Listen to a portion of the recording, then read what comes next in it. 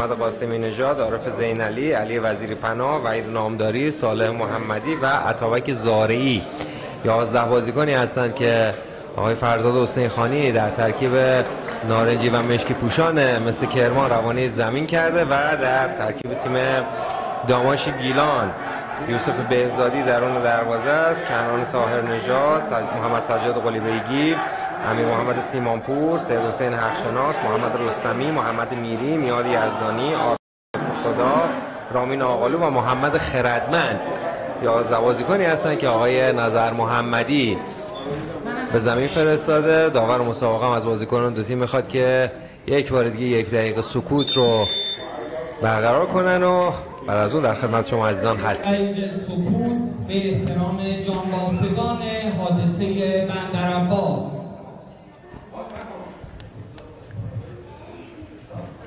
کش قابل من صافه، این مانجاش کشه احساس میکنم صافه.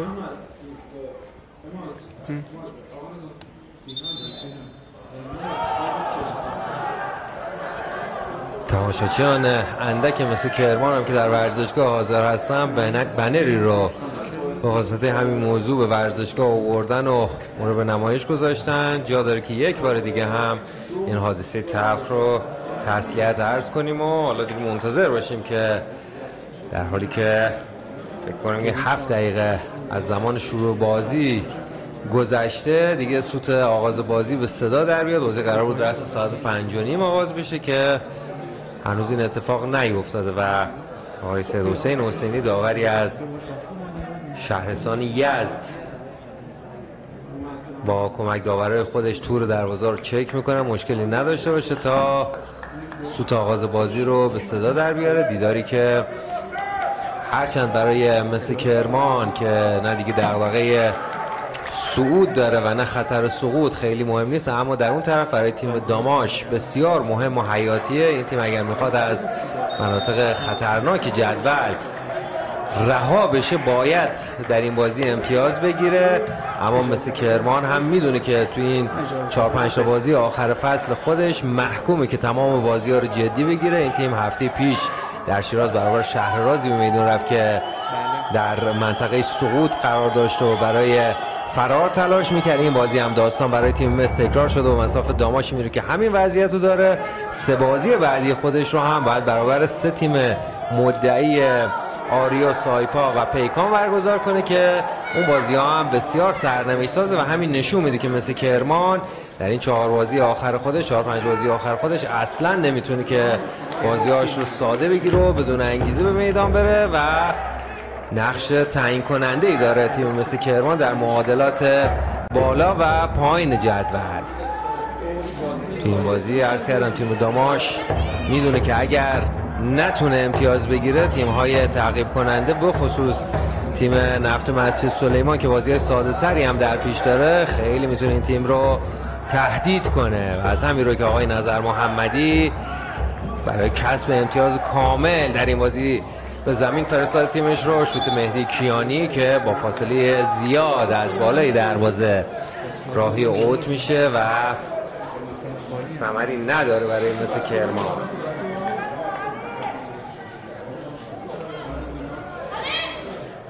تیم مثل کرمانی که هرچند توی هفته‌های اخیر از لحاظ بسته نگه داشتن دروازه خودش خیلی آمار خوبی رو بر جای گذاشته، اما از سوی مقابل در زدن گل واقعا احساس ناکامی کرده.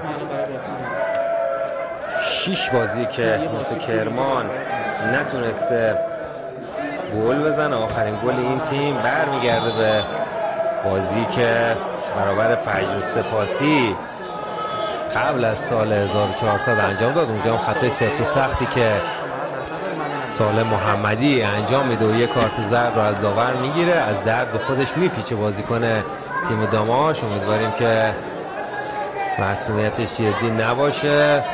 برخورد سفت و سختی بین بازیکن مثل کرمان صالح محمدی شگرف بازیکن تیم داماش که داور 1 کارت زرد رو هم نشون داد در همین دقایق ابتدایی به صالح محمدی بازیکن مثل کرمان. عرض می‌کردم که آخرین باری که مثل کرمان موفق شد گلزنی کنه برمیگرده به روز سه‌شنبه 21 اسفند که توی همین ورزشگاه دروازه فرج سپاسی رو باز کرد و بعد از اون در 6 مسابقه متوالی که مثل کرمان نتونسته گلزنی کنه. هنوز در سال جدید بهار برای مثل کرمان گل به ارمغان نیاورده. اونجا هم ظاهرا مسئولیتش خیلی جدی شده. بازیکن تیم داماش، کادر پزشکی، حتی دکترای تیم مثل کرمان هم میرن بالای سر بازیکن مصدوم تیم داماش و وضعیتش رسیدگی میکنن.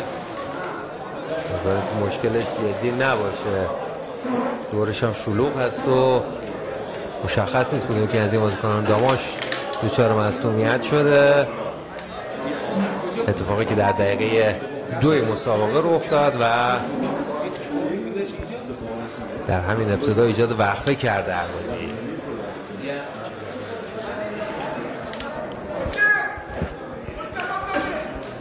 نظر محمدی هم صدا میزنه بازیکن ذخیره‌های خودش رو، بازیکنی که هنوز نیومدن روی نیمکت به مستقر بشن.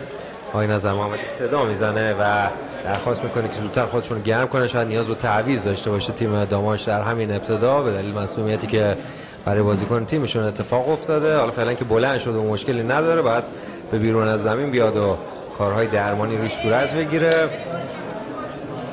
یار شماره 23 تیم داماش هست که احساس مسئولیت میکنه، حق شناس، که به نظر نمیاد مشکلش خیلی جدی باشه که نیاز به تعویض زود هنگام داشته باشه تیم داماش. آقای نظر محمدی هم باهاش صحبت میکنه. آقای علی نظر محمدی که خودش سابقه بازی در تیم مثل کرمان رو داره، توی اون تیم رویایی که در سال 84 و هدایت نادر دستنشان موفق شد به لیگ برتر صعود کنه. نظر محمدی یکی از دروازه‌بانان مثل کرمان بود و فرزاد حسین خانی که امروز روی نیمکت مس نشسته همبازی بودن توی اون سال. ذخیره عباس محمدی بود توی سال 84 که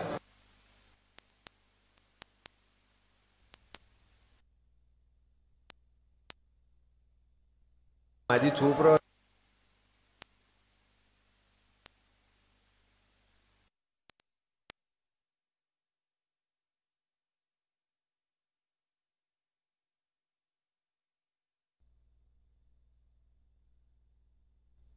کار میکنه. ایمان صادقی که 18 کلین شیت رو توی این فصل به نام خودش ثبت کرده، در رتبه سوم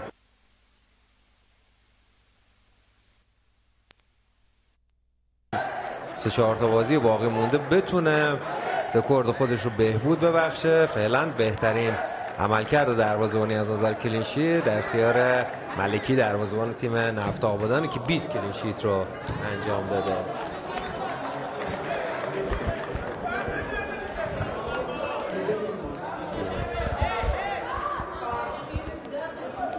سالم محمدی یک بار دیگه باید پرتاب رو انجام بده، باز هم با رحمتی این کار رو انجام میده. برگشت تو و نصیری است که اونجا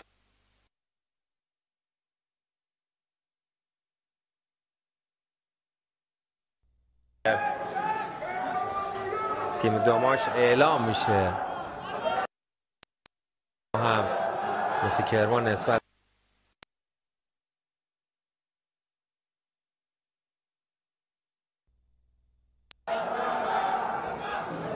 عارف زینالی هم که این بازی داره فیک هم بعد از چند بازی که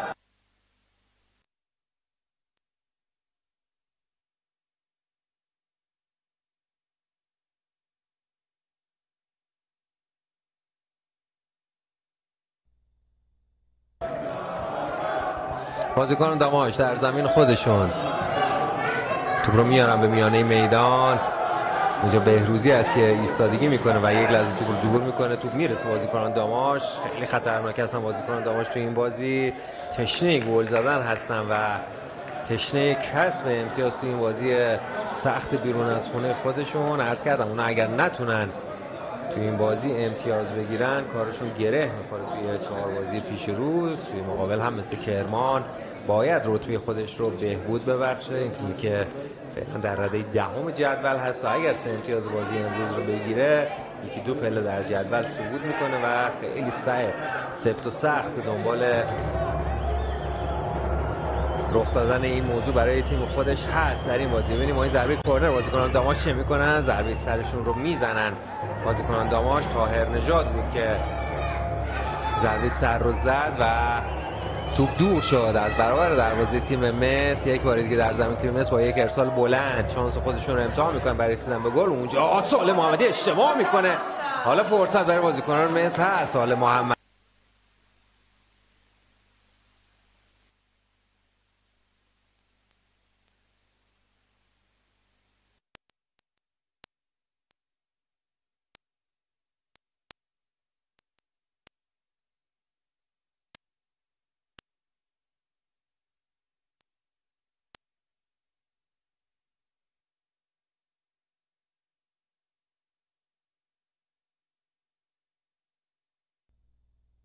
جایی که نامداری توپ رو میرسونه به محمدی، باز هم رحمتی همچنان صاحب توپ نامداری رو پیدا میکنه لب خط. نامداری میاره به عقب جایی که زین علی حضور داره. یک بار دیگه اشتباه میکنن بازیکنان مس. چقدر در دفاع دارن پر اشتباه بازی میکنن. بازیکن شماره 21 داماش سیمانپور بود که یک لحظه زاویه ایمان صادقی در اون دروازه تیم مصر رو باز دید. ضربه خودش رو هم زد اما دقت کافی نداشت.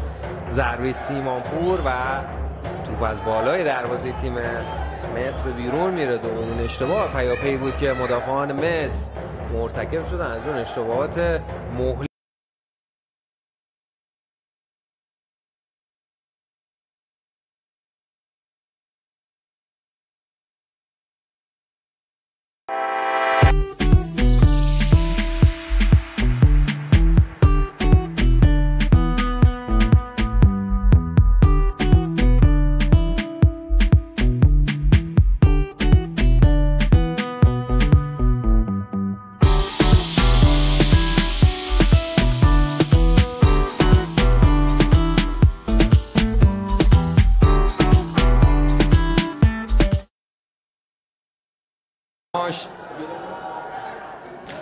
رد شد و یک بار دیگه حالا بازیکنان مصر با این پاس عرضی و ضربه‌ای که از بالای دروازه داماش راهی اوت میشه. ضربه‌ای که رحمتی خودش رو پرتاب کرد و زد اما توپ از بالای دروازه راهی اوت شد.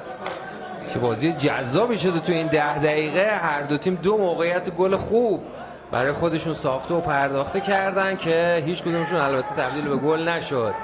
اما نشون میده که میتونیم امروز امیدوار باشیم که یک بازی جذاب و دیدنی رو از دو تیم مطرح و ریشه داره فوتبال کشورمون که سالهای سال در لیگ برتر هم بازی کرده بودن و حالا در لیگ 1 برابر هم قرار گرفتن مشاهده کنیم. حالا بازیکن داماش هستن که قصد دارن تهدید کنن دروازه مصر رو برمیگردونن مدافعان مصر با یک شوت از راه دور که با بیشترین اختلاف و ممکن از کنار دروازه مصر این ضربه به بیرون میره.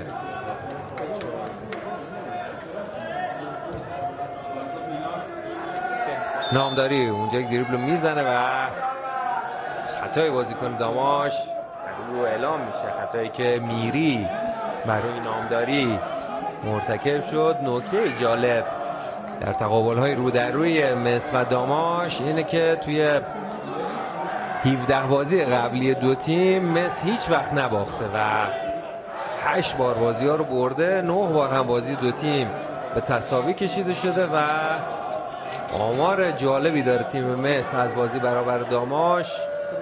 در بازی رفت هم که در رشت برگزار شد هرچند بازی دو تیم 0-0 مساوی شد اما مصر در دقیقه فکر میکنم 93 یا 94 بود که روی یک ضربه کورنر گل رو به ثمر رسوند و تو کاملا از خط دروازه داماش رد شد که داور اون گل رو نپذیرفت و یکی از اشتباهات تاثیرگذار داوری که اشتباهات پرتکراری هم بوده برای مس در این فصل توی اون بازی رقم خورد. حالا بازیکنان مثل کرمان یک بار دیگه موقعیت دارن، میره که دروازه باز بشه. ضربه رحمتی و بهزادی است که اونجا با یک فوق واکنش توپ رو از کنج دروازه تیم داماش در میاره و اجازه نمیده که در دقیقه 12 باز هم مس به گل برسه.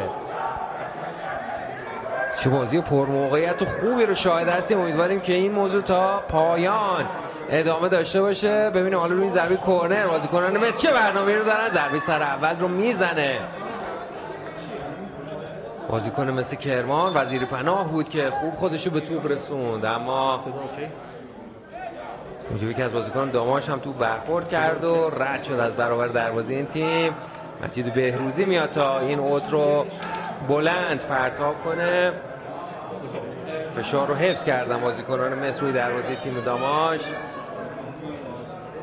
اوت رو بلند میفرسته، توپ هم میرسه به 6 قدم. ضربه سر اول رو هم بازیکنان مس میزنن. اونجا یه تعارف هم بین مدافعان تیم داماش شکل میگیره و در نهایت بهزادی است که میاد و این توپ رو از آن خودش میکنه.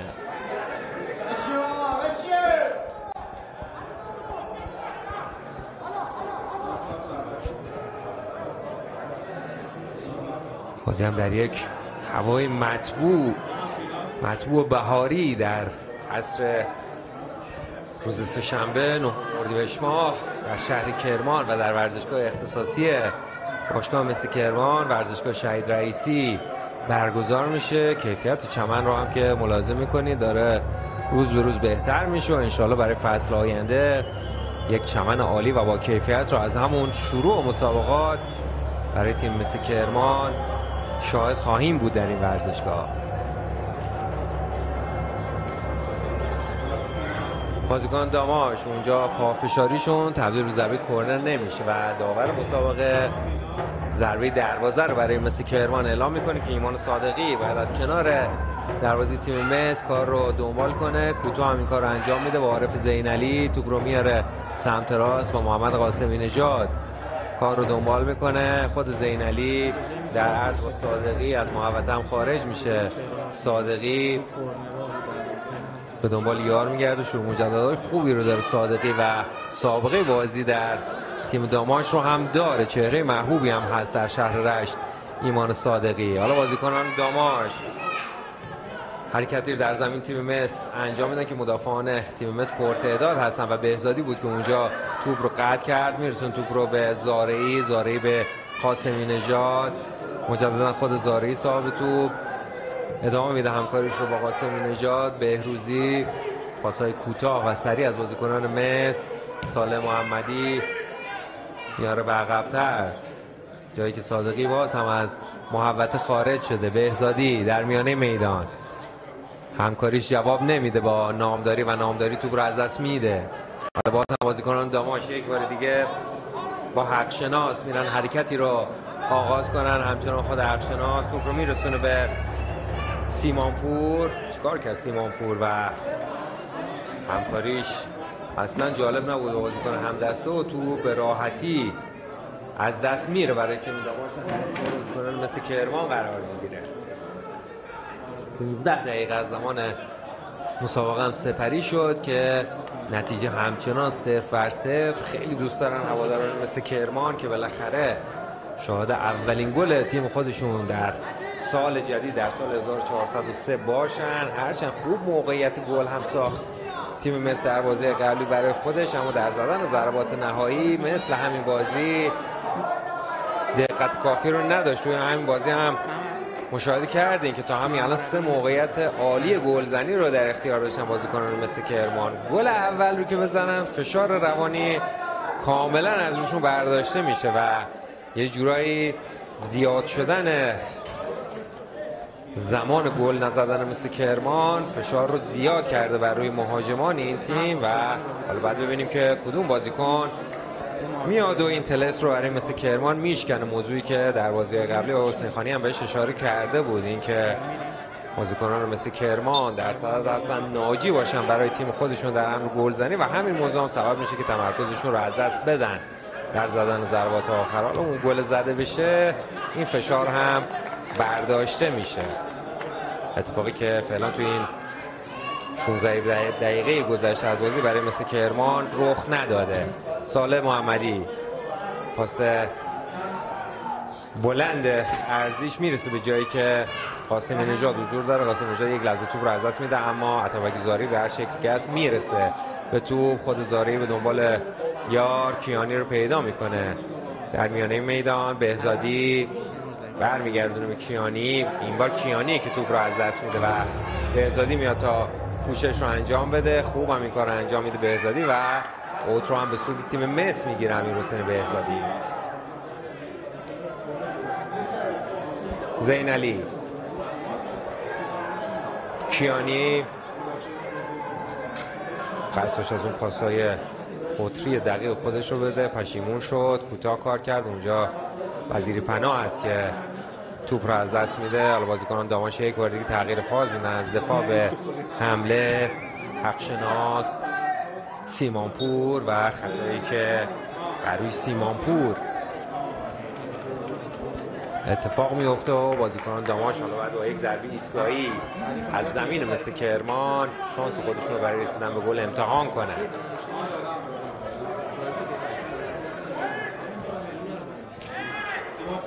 در موقعیت ارسال این کار رو انجام میدن که ارسال حقشناس از همه رد میشه و در اون سو پرتاب بود برای بازیکنان مثل کرمان اعلام میشه. حالا بازیکنان مثل کرمان هستن که میتونن حمله رو تدارک ببینن بر روی دروازه تیم داماش. بهروزی نگه میداره توپ رو. اینقدر اشتباه کردن مدافعان تیم مس توی این بازی که میترسیم هر زمان اونجا توپ رو نگه میدارن باز هم اشتباه میکنن و یزدانی است که توپ رو میگیره بر بازیکن داماش. زینالی خودش رو میرسونه و یه تیکه توپ رو بیرون میزنه تا خطر رو دور کنه. بازیکنان مس در فاز دفاعی خیلی هوشیارانه عمل نکردن توی این دقایق، 3-4 تا اشتباه بد کردن و لحظاتی پیش باز هم توپ رو لو دادن تا بازیکنان داماش به این شکل در زمین اونا خیمه خودشون رو بزنن. همه بازیکنان داماش بغیر از دروازه‌بانشون در زمین تیم مس حضور دارن. طاهر نژاد در میانه میدان رستمی رو صاحب توپ کرد. حالا از سمت چپ قصد دارن حمله تدارک ببینن. دروازه با پارس هم از همین سمت بود که مس دروازش باز شد. یک بار دیگه از سمت چپ حمله خطرناکی رو تدارک دیدن که این بار هوشیارانه مدافعان مثل کرمان توپ رو راهی کورنر کردن. تو این 4-5 تا بازی اخیر خودشون هم مثل فقط یک بار دروازش باز شد که اون هم در همین ورزشگاه برابر پارس بود که روی حرکت عرضی از سمت چپ رد کردن مدافعان مصر رو و به گل رسیدن. حالا تو این بازی هم شاهد هستیم که تیم داماش هم از اون منطقه بیشتر قصد داره ضربه بزنه به دروازه مثل کرمان که تا اینجای کار مدافعان مصر هوشیار بودن. حالا روی ضربه کورنر ببینیم چه اتفاقی میفته. آقای حسینی داور مسابقه بازی رو متوقف میکنه، تذکر میده به بازیکنان دو تیم که اونجا همدیگر رو نگیرن و بدون خطا کار خودشون رو دنبال کنن. حالا اجازه ارسال داده میشه. ارسال خطرناک هم انجام میشه. ضربه سر رو میزنن بازیکن داماش و صادقی هست که توپ رو یک بار دیگه روانی کورنر میکنه. ضربه خطرناکی زد محمد رستمی و توپ داشت پشت صادقی فرود می اومد که دروازه‌بان مثل کرمان اجازه نداد گزندی به دروازه این تیم وارد بشه و توپ رو روانی کورنر کرد. حالا یک بار دیگه بعد از روی ارسال کورنر بازیکنان داماش بازی رو به جریان بندازن. ببینیم این ارسالشون به کجا میرسه. بازم خطرناک این کار انجام میدن که بهزادی میاد و همچنان داستان این ضربات کورنر برای تیم داماش برای دروازه مس ادامه پیدا میکنه و سومین کورنر متوالی خودشون رو باید ارسال کنن. باز هم داور مسابقه اونجا زد و خورده زیاد ظاهرا بین بازیکنان دو تیم. داور یک بار دیگه بازی رو متوقف میکنه و به زینالی و بازیکن داماش محمد خردمند تذکر لازم رو میده و حالا اجازه ارسال رو میده. ببینیم آیا داستان این کورنرها تموم میشه یا نه. این بار بلندتر ارسال خودشون انجام میدن که باز هم ضربه سر اول رو میزنن بازیکنان داماش. طاهر نژاد بود که این ضربه رو زد و ضربه لازم رو نداشت و صادق توپ رو به راحتی گرفت. اینجا باز هم اشتباه میکنه طاهر نژاد و توپ در اختیار صادقی قرار میگیره. ارسال‌های کورنر خطرناکی داشتن بازیکنان داماش.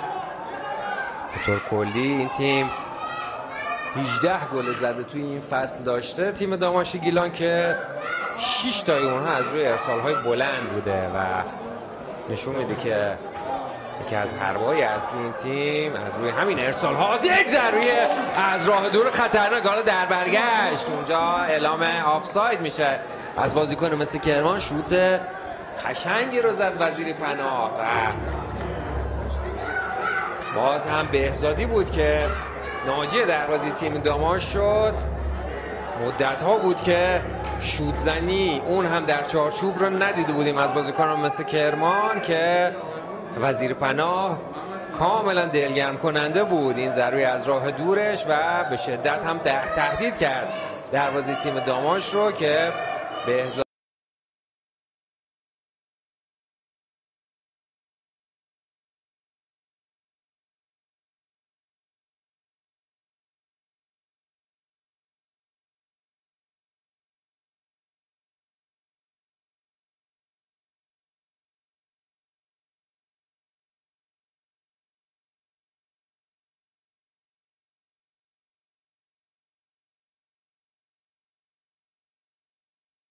کاملا دلگرم کننده بود این ضربه از راه دورش و به شدت هم تهدید کرد دروازه تیم داماش رو که به صحبت بازیکنان مس با کمک داور هم فایده ای نداره و تایید میکنه کمک داور تصمیم آقای حسینی رو. حالا امیدواریم که در تصاویری که بعدم از باز این صحنه خواهیم دید و کارشناسی های داوری که صورت میگیره باز هم یک اشتباه مسلم و تاثیرگذار دیگه علیه مثل کرمان ثبت نشده باشه و حداقل امیدوار باشیم که این تصمیم داور درست بوده باشه. عرض کردم تو بازی رفت همین دو تیم هم یک اشتباه بزرگ داوری برای مثل کرمان نقش بست. نزدیک به 10 اشتباه که در نتیجه کاملا مؤثر بود برای مثل کرمان تو این فصل رخ داده. یک عدد فاجعه باره این 10 اشتباه داوری. حالا باید ببینیم که آیا توی این صحنه اشتباه 11 ثبت شد یا نه که حالا بعدم صحنه رو مورد بررسی قرار دیم. به هر شکل ممکن ضربه ایستگاهی از زاویه بسیار خوب برای تیم مثل کرمان فراهم شده. عطابک زارعی ناراحت میشه که داور توپ رو تکون میده. هم وزیر پناه و هم زارعی این ضربات رو خوب میزنن. زارعی که یک بار از این زاویه گل خیلی قشنگ به استقلال تهران زده بود زمانی که در تراکتور بازی میکرد. خودش هم بعد این ضربه رو بزنه عالی هم ضربه خودش رو میزنه و بعد شانسی که تو در دقیقه 25 با اختلاف اندک از کنار دروازه داماش به بیرون میره. چقدر موقعیت داشته مثل کرمان توی این بازی. پنجمین موقعیت گل مثل کرمان توی این بازی بودی که تا دقیقه 25 شکل گرفته و همچنان بدشانسی دست از سر تیم مصر بر نمیداره و هنوز مثل کرمان نتونسته گلزنی رو تجربه کنه.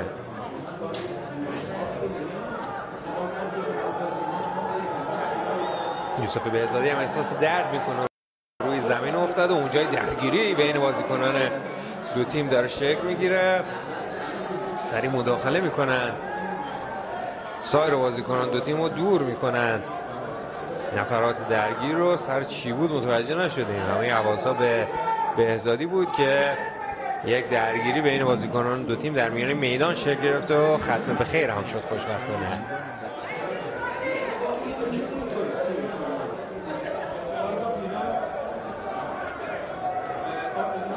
بهزادی مشکلی نداره، از سر جاش بلند میشه و بازیکن داماش هستن که بعد از کنار دروازه خودشون کار رو به گردش در بیارن. این اجازه رو میده داور مسابقه و بعد از لحظاتی وقفه بازی مجدداً با این ضربه بلند به گردش در میاد. زین علی ضربه سر رو میزنه پشت محوطه تیم مس، تو به میانه میدان میاد و بهزادی است که اون رو برمیگردونه زمین تیم داماش. رحمتی توپ رو به بیرون میزنن. بازیکن داماش میخواد سریع کار رو به گردش در بیاره، همین کار رو هم میکنه و نامداری رو صاحب توپ میکنه. پاس خوب نامداری، وزیری پناه. بهزادی دخالت میکنه و خودش هم صاحب توپ میشه. بهزادی بین 3-4 بازیکن داماش گرفتار میشه و توپ رو میگیرن ازش. همین کار هم بازیکنان مس انجام میدن و در نهایت داور اعلام خطا رو برای تیم مس انجام میده. خطایی که برای بهزادی در زمین تیم داماش شکل گرفته. نیمکت تیم داماش هم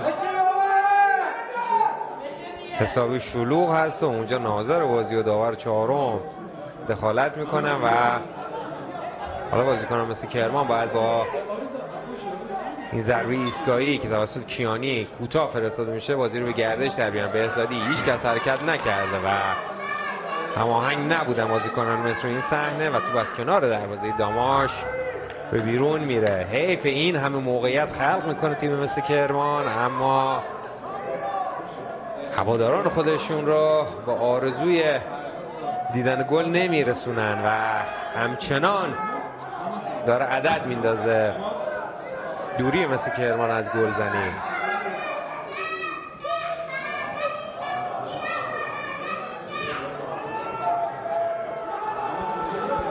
بهزادی با یک ضربه بلند یه تیکه توپ رو راهی اوت میکنه تا قاسمی نژاد بازی رو گردش در بیاره. زین علی خودش پا به توپ حرکت میکنه در عرض، بهروزی رو صاحب توپ میکنه. بهروزی با نامداری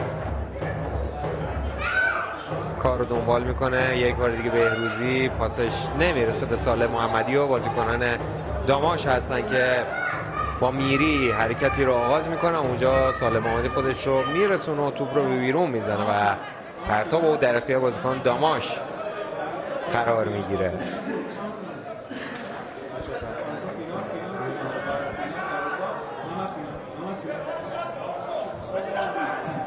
آقای ناظر محمدی هم صحبت میکنه با بازیکنان خودش. پرتاب اوت رو انجام میده. طاهر نژاد در آفساید قرار داشت. محمد سجاد قلیبیگی و توپ هم در اختیار بازیکنان مثل کرمان قرار میگیره. در بازی همزمان فقط پارس جنوبی است که 2 گل رو به تیم نگونبخت و سقوط کرده شهرداری آستارا زده. 2-0 پیش است پارس از تیم شهرداری آستارا. مثل سنگون نیروی زمینی 0-0 مساوی هستن. بازی فوق العاده حساس سایپا و آریو هم 0-0 دنبال میشه. فجر سپاسی که اگر امروز بتونه مثل شهربابک رو در شیراز شکست بده جشن صعود میگیرم 0-0 بازیشون تا پایان نیمه اول دنبال میشه و این بازی هم که بدون گل داره دنبال میشه. ببینیم بالاخره گل میبینیم از بازیکنان مس که این ضربه وزیری پناه هم راهی به چارچوب دروازه داماش پیدا نمیکنه و این موقعیت هم در دقیقه 31 بازی از دست میره. ششمین موقعیت گل تیم مس هم از دست رفت. خیلی خوب داره حمله میکنه تیم مس توی این بازی. خودشون خسته شدن بازیکنان مس از اینکه گل نزدن این هم توی بازی قبلی و دارن نهایت تلاششون رو به خرج میدن که بالاخره توی این بازی گلزنی کنن. محمد قاسمی نژاد بود که آخرین بار برای مس توی این بازی با سپاسی، بازی که قبل از سال جدید برگزار شد، گلزنی کرد و بعد از اون دیگه مس نتونست علیرغم تلاش خودش گلزنی کنه و تو این بازی هم مشاهده میکنه که چند بار با بدشانسی توپ از دست رفت. ببینیم این تلس شکسته میشه، تو گم میکنه وزیری پناه زیر پای خودش و نتونست از این موقعیت بادآورده استفاده کنه و بادآورده رو باز برد و وزیری پناه این موقعیت رو هم از دست داد.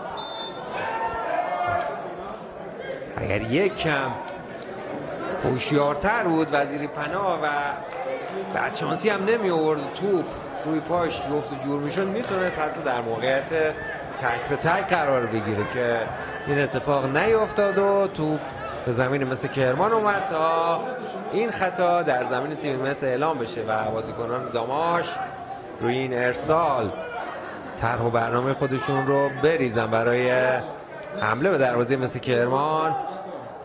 قصد دارن با یک ضربه بلند این توپ رو ارسال کنن.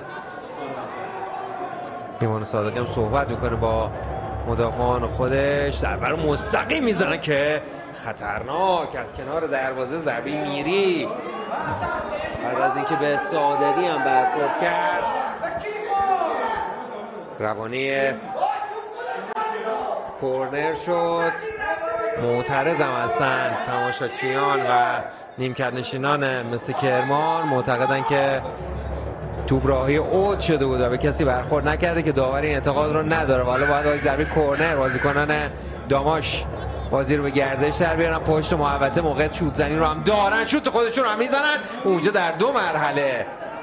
صادقی توپ رو جمع میکنه و اجازه نمیده که در برگشت بازیکنان داماش ایجاد خطر کنن. حالا یکی دو دقیقه است که تیم داماش داره بر روی دروازه تیم مس ایجاد خطر میکنه. ساعت بازی خیلی بالا بوده و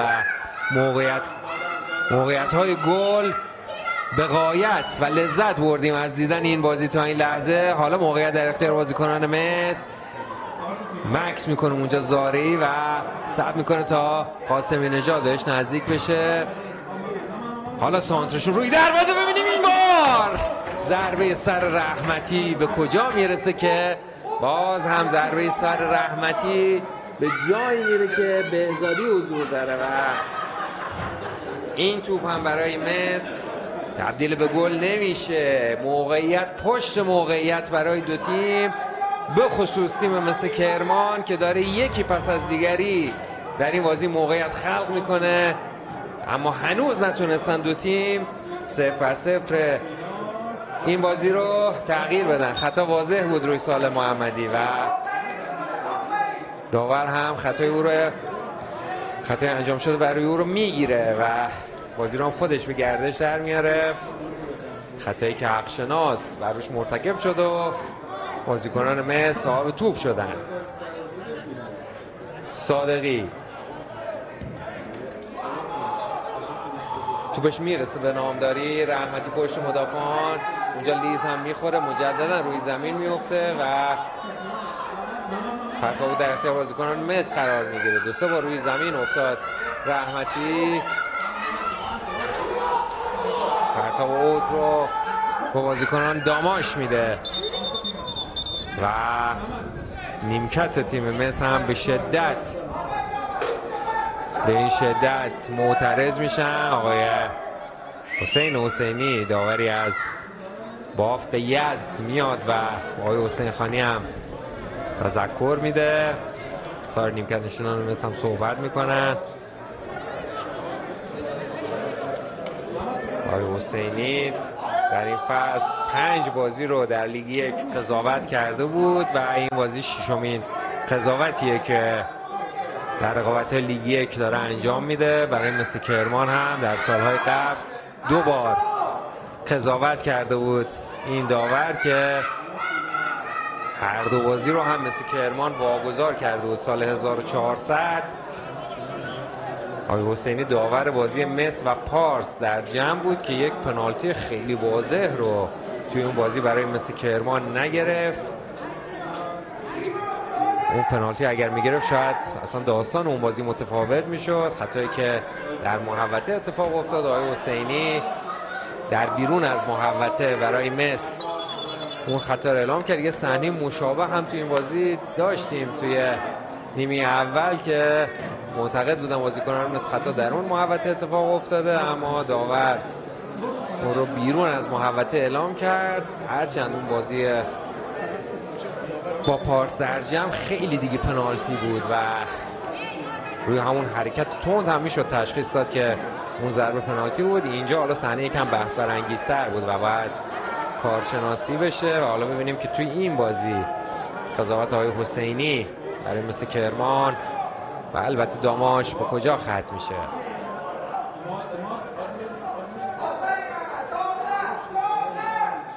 رحمتی، معذرت میخوام، زینعلی بود که توپ رو گرفت رسوند به صادقی. صادقی هم ریسک نکرد و بازی رو زود به گردش در آورد و داور اعلام خطا میکنه برای تیم مثل کرمان، در حالی که 38 دقیقه رو هم از نیمه اول سپری کردیم و نتیجه کماکان بدون گل مساوی دنبال میشه. علیرغم موقعیت‌های گل زیادی که دو تیم خلق کردن، اما نتیجه همچنان 0-0 مساوی داره دنبال میشه. ببینیم توی این دقایق رو به پایان نیمه اول بالاخره توپی از خط دروازه رد میشه. مثل کرمان به دنبال همین موضوع است و توپ رو میاره به سمت راست زمین با قاسمی نژاد. حمله رو تدارک میبینن کیانی، پاس عمقیش اونجا بازیکن دامای زیاد هستن و توپو میگیرن و برمیگردونن به زمین تیم مس که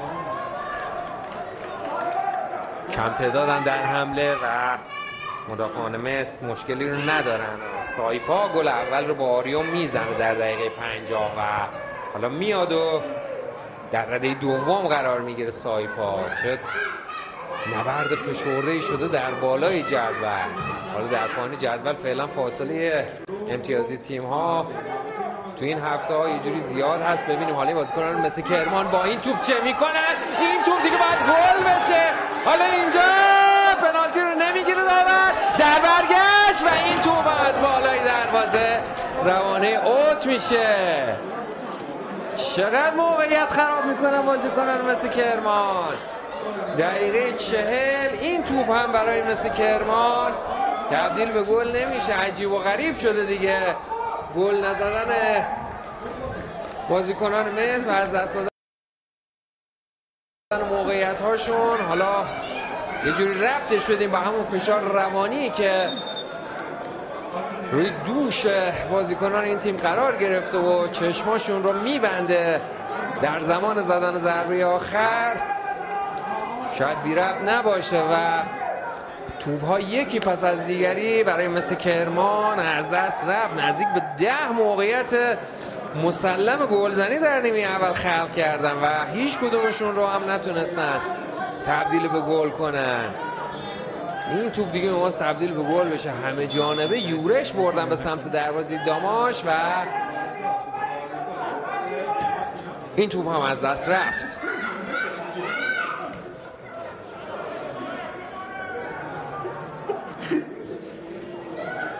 صادقی، بهروزی برمیگردونه به صادقی، بلند ضربه خودش رو میرسونه به میانه میدان جایی که نامداری هست. وزیری پناه با سر میخواست پشت مدافعان تیم داماش رو هدف قرار بده که در آفساید قرار داشت رحمتی و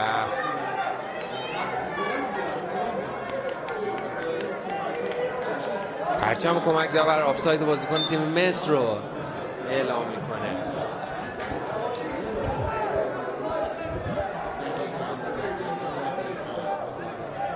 کاملا مستحق رسیدن به گل بود تیم مس توی این بازی در نیمه اولش که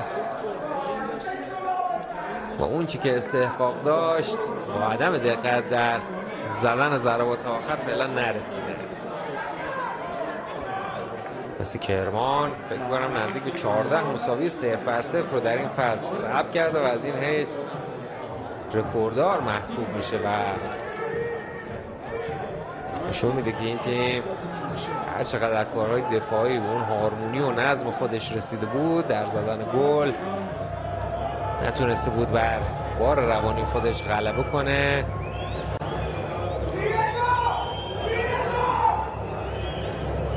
پنجمین خط دفاع برتر لیگ یک این فصل رو در اختیار داره تیم مس.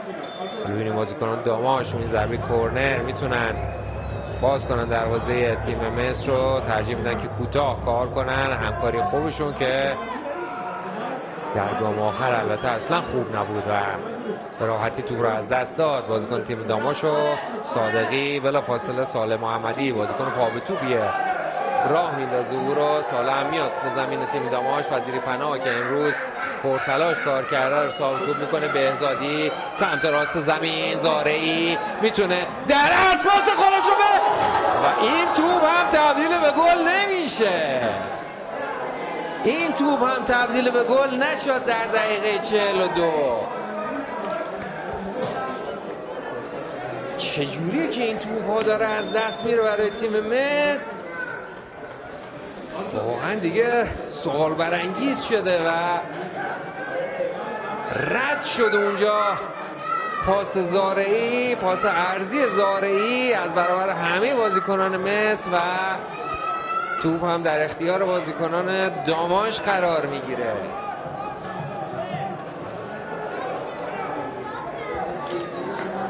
دقیقاً نهمین موقعیت خطرناک تیم مس در نیمه اول بود و این موقعیت هم برای مس تبدیل به گل نشد.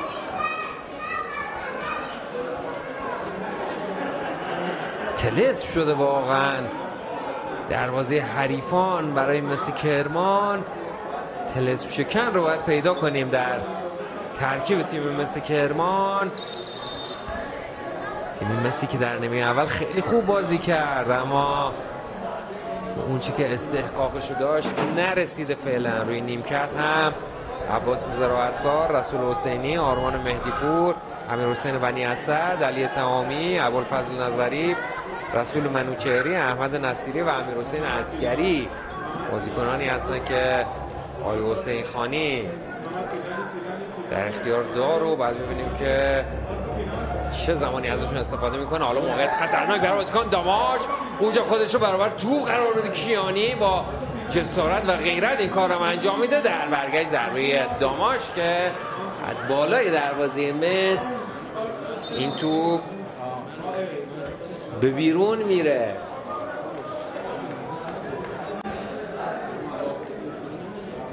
تیم داماش هم خوب موقعیت سازی کرد روی دروازه مس در نیمه اول که حالا هم 2 دقیقه وقت تلف شده برای اون اعلام میشه. 4 موقعیت خوب گلزنی در نیمه اول تیم داماش داشت و عرض کردم در نیمه اول پشت سر هم موقعیت گل دیدیم. چه بازی زیبایی بود. حیفه که این بازی گل نداشت در نیمه اول خودش، به خصوص برای مس کرمان که پشت سر هم حمله کرد ولی قفل دروازه داماش رو نتونست باز کنه.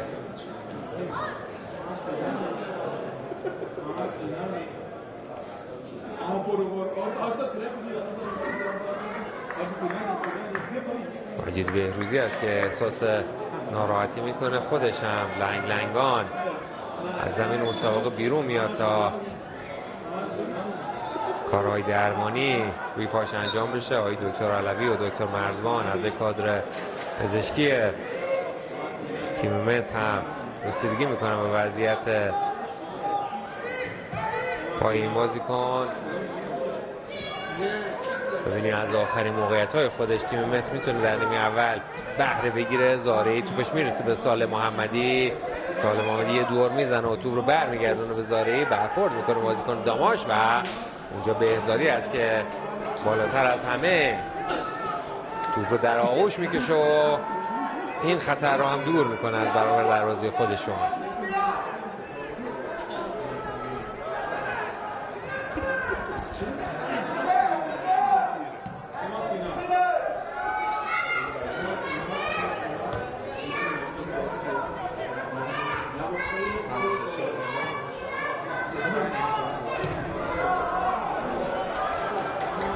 آخرین موقع برای مس کرمان که دست خالی نیمه اول زمین رو ترک نکنه. وزیری پناه به عرض میاره، یه بازیکن رو از پیش رو ور میداره. نفر دوم هست که میاد و توپ رو میگیره و دور میکنه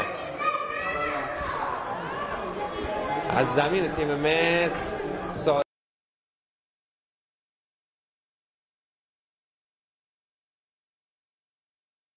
صادقی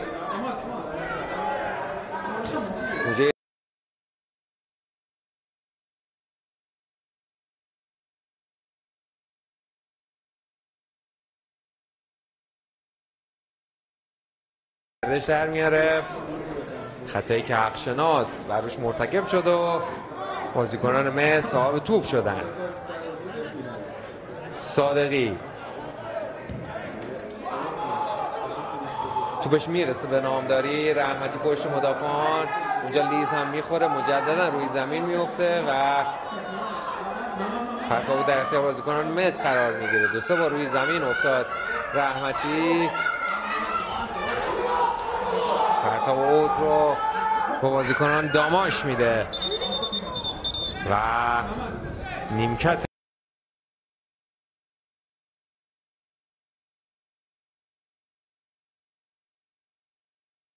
شهر زده.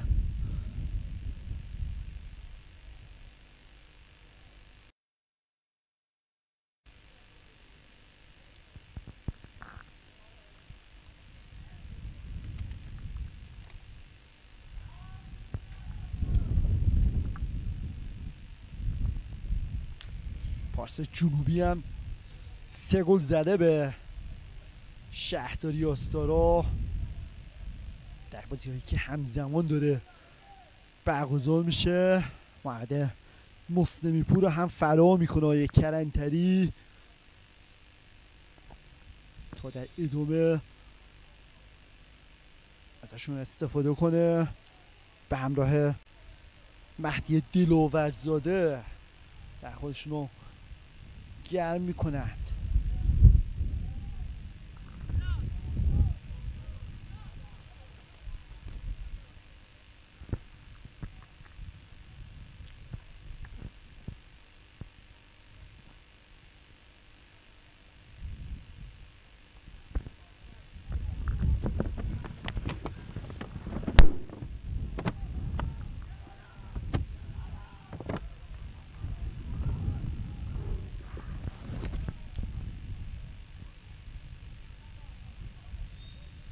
خطای میسم نونور اعلام میشه.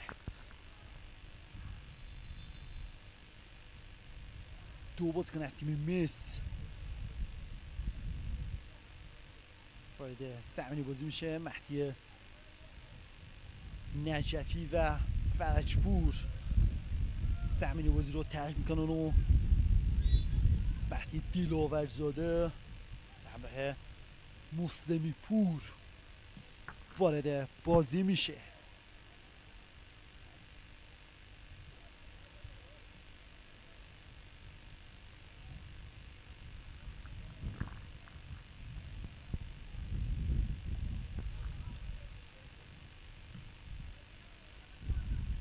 همچنان رو حواس دخالت شیخ سلیمانی که پرتاب برای نیروی زمینی اعلام میشه. 88 دقیقه 0-0 مساوی حساب کار.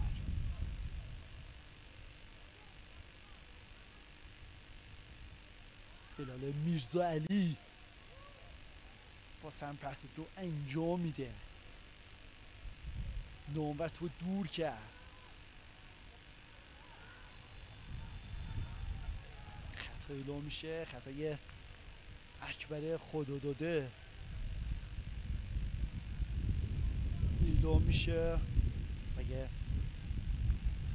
شاب محمدی هم نزدیک به صحنه بود.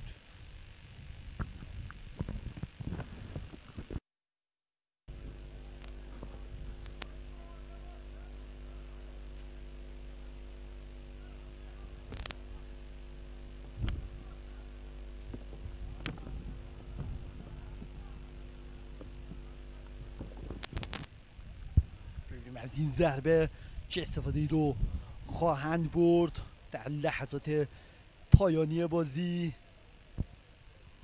دارم اشاره میکنه که با سوت من ضربه رو بزن.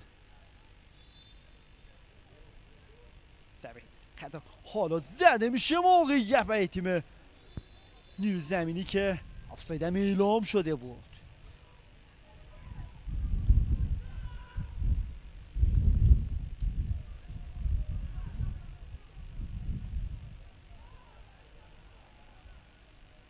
پیدا میره توپ آقا بابایی، دخالت امیر حسینی خود و مرادی. مستمی پور رها میکنه تا ماهان احمدزاده پرتاب بلندی رو انجام بده.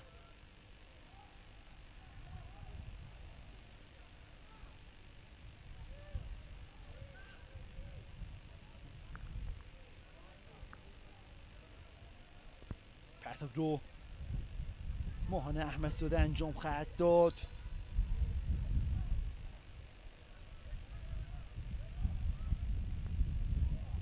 پرتاب ماهان احمدزاده میاد به محوطه جریمه.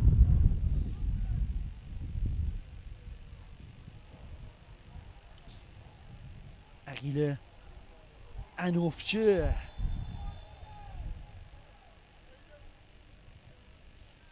نیروی زمینی سرنگون میشه.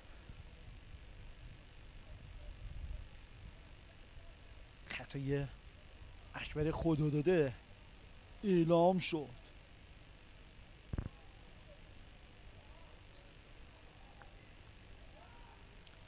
لحظات پایانی بازی.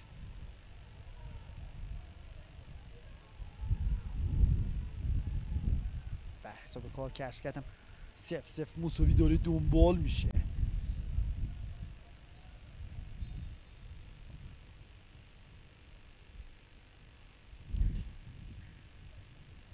شیخ سلیمانی تو دور کرد. میرزا علی به دنبال تو به توپم میرسه. داخل محوطه جریمه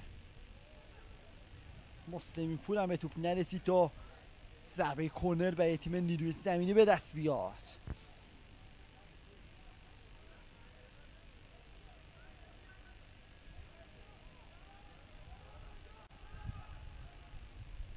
که زمین آقای کلانتری هم حضور داره و ببینیم از این فرصت چه استفاده ای رو خواهند برد یاران نیروی زمینی.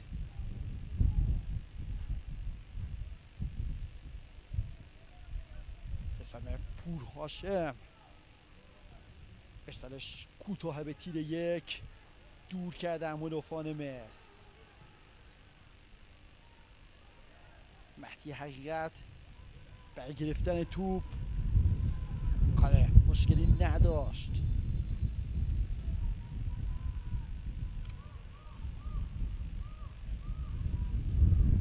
محمد مستمی پور،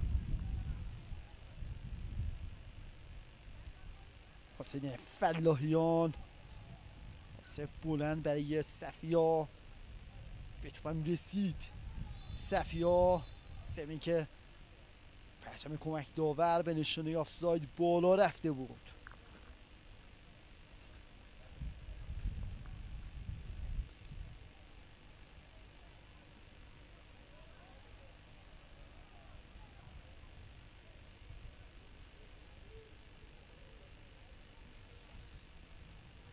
مولایی بازی رو آغاز خواهد کرد.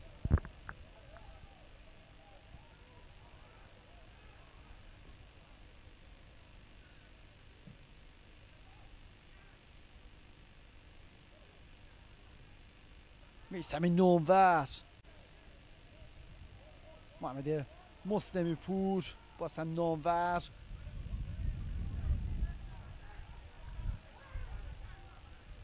تو به نفع نیروی زمینی. ببین اون رفته میثم نامور هم زمین بازی رو ترک میکنه. سینه هاشم پور وارد بازی میشه.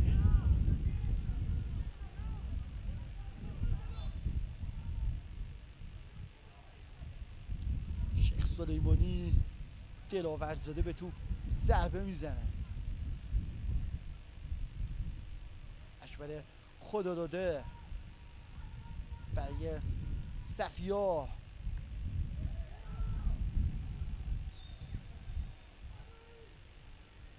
جعفرزاده حسین فلاحیان.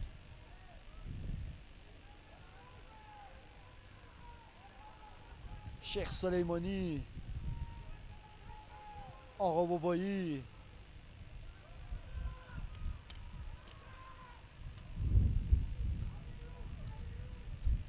جعفرزاده باز هم توپ دور میکنه. توپ اکبر خدا داده هم نرسید تا پرتاب مس باشه.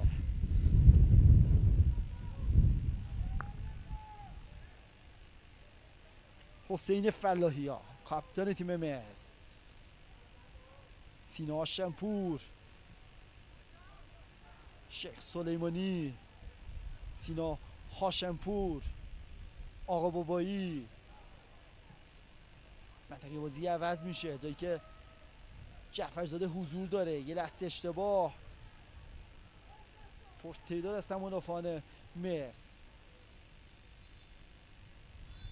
و سوت پایان بازی با نتیجه مساوی 0-0. عرض میکنم که از دیدن این مسابقه فوتبال لذت برده باشی. خدا نگهدار، موفق و مؤید باشی.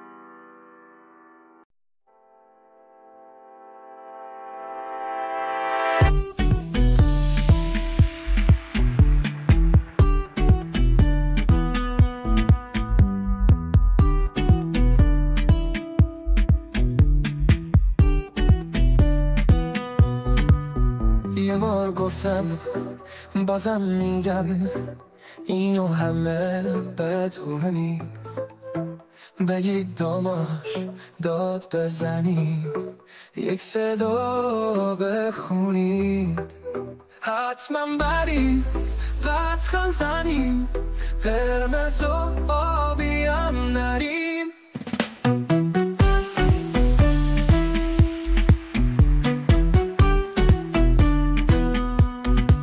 حتما بریم قطعا زنیم، قرمز و آبی هم نریم، هم نریم.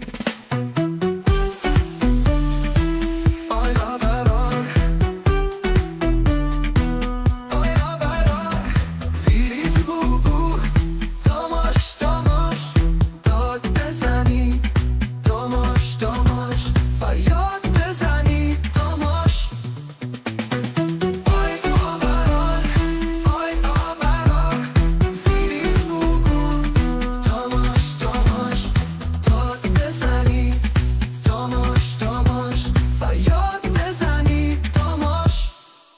اول بیبی آخر بیبی، امیامی توی داماش. شعار من اینه بگو، دنیا فقط رشت و داماش. آیا داماش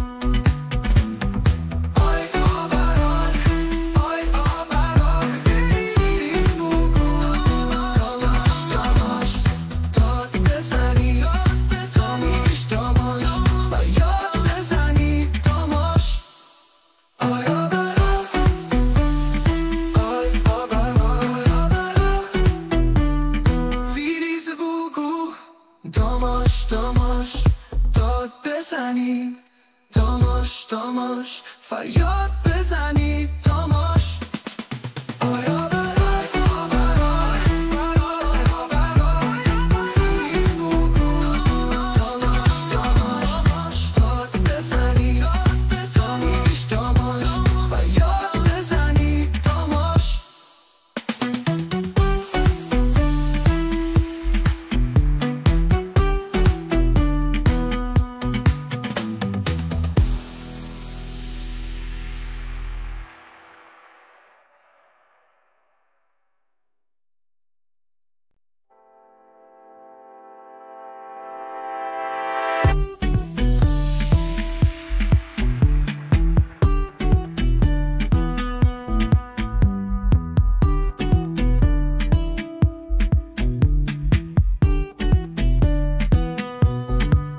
یه بار گفتم بازم میگم اینو همه بدونی، بگید داماش داد بزنی، یک صدا بخونی، حتما بریم قطعا زنیم، قرمز و آبی هم نریم.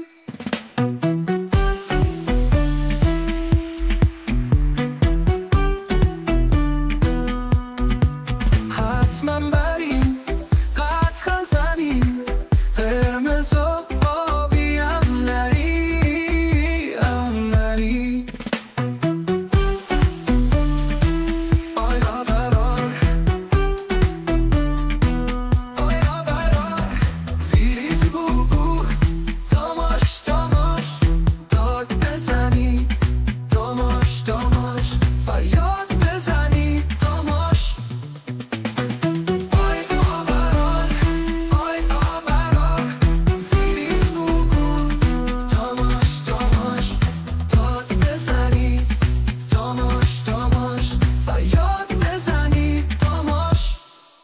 اول بیبی آخر بیبی، امیامی توی داماش. شعار من اینه بگو، دنیا فقط رشت و داماش. آیا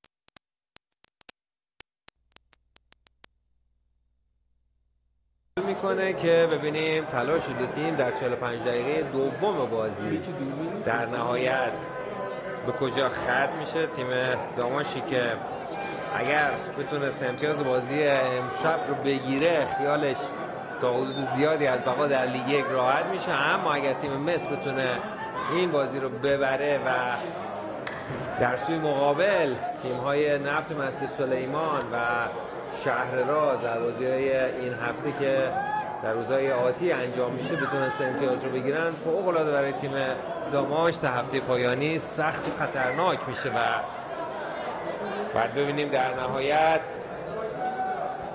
در پایان 45 دقیقه چه نتیجه‌ای حاصل میشه و چه اتفاقاتی در جدول رده‌بندی مسابقات لیگ یک در پایان هفته 31 هفته‌های حساس پایانی لیگ یک رخ میده. در بازی‌های همزمان تیم آریو موفق شد گل تساوی رو بزنه به سایپا تا کورس صعود همچنان سفت و سخت باشه. قاسمی نژاد، ارسال قاسمی نژاد که رد میشه از برابر دروازه همه و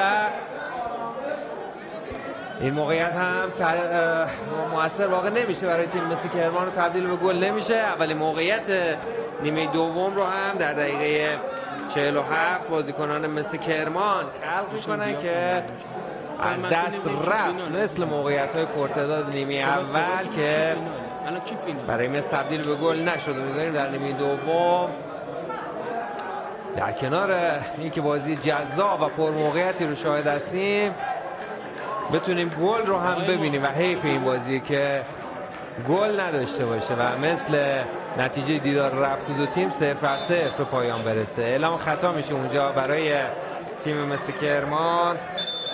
در سایر بازی همزمان هم پارس جنوبی گل سوم رو به شهرداری آستارا زد و اون بازی 3-0 تموم شد. مثل سنگون و نیروی زمینی هم 0-0 بازیشون تموم شده. سپاسی و شهروک هم همچنان 0-0 هستن، مثل نتیجه که در همین بازی رقم خورده. وزیری پناه پشت محوطه میچرخه و این بار ضربش اصلا دقت لازم رو نداره و با اختلاف زیاد از بالای دروازه تیم داماش روانه اوت میشه. یوسف بهزادی تو رو میکاره تا بازیکنان داماش از کنار دروازه خودشون بازی رو به گردش در بیارن. تشویق میکنن هواداران حاضر در ورزشگاه تیم مصر رو به این امید که بالاخره طلسم گل نزدن های مثل کرمان در این نیمه شکسته بشه برای نارنجی پوشان حاضر در میدان. ایمان صادقی توپ رو در اختیار داره، صحبت میکنه بازیکنان خودش.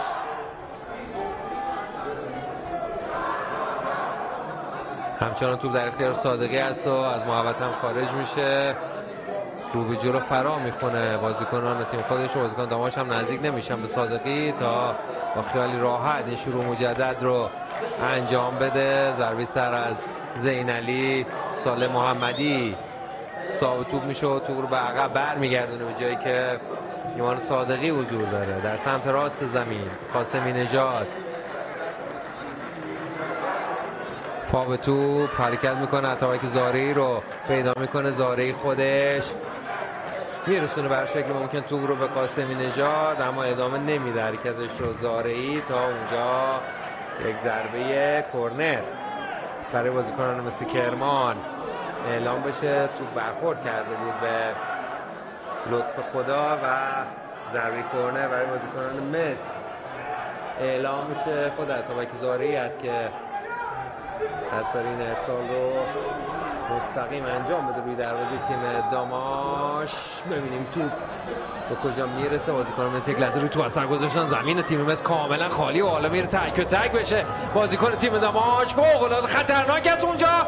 چقدر خوب خودش رو در مسیر توپ قرار میده امیر حسین بهزادی. عجب سرعتی داشت بهزادی، خودش رو از کجا مقابل بازیکن تیم داماش رسوند و اجازه نداد که دروازه تیم مصر تهدید بشه در دقیقه 51 و یک صحنه خطرناک دیگه و روی دروازه مسی کرمان رقم میخوره. حالا مسی کرمان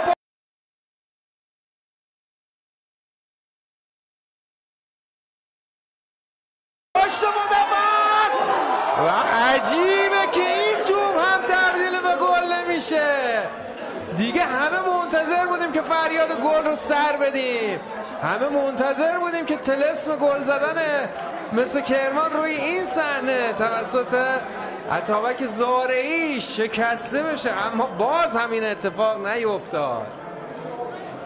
چه اتفاقی افتاده و چرا ضربات مس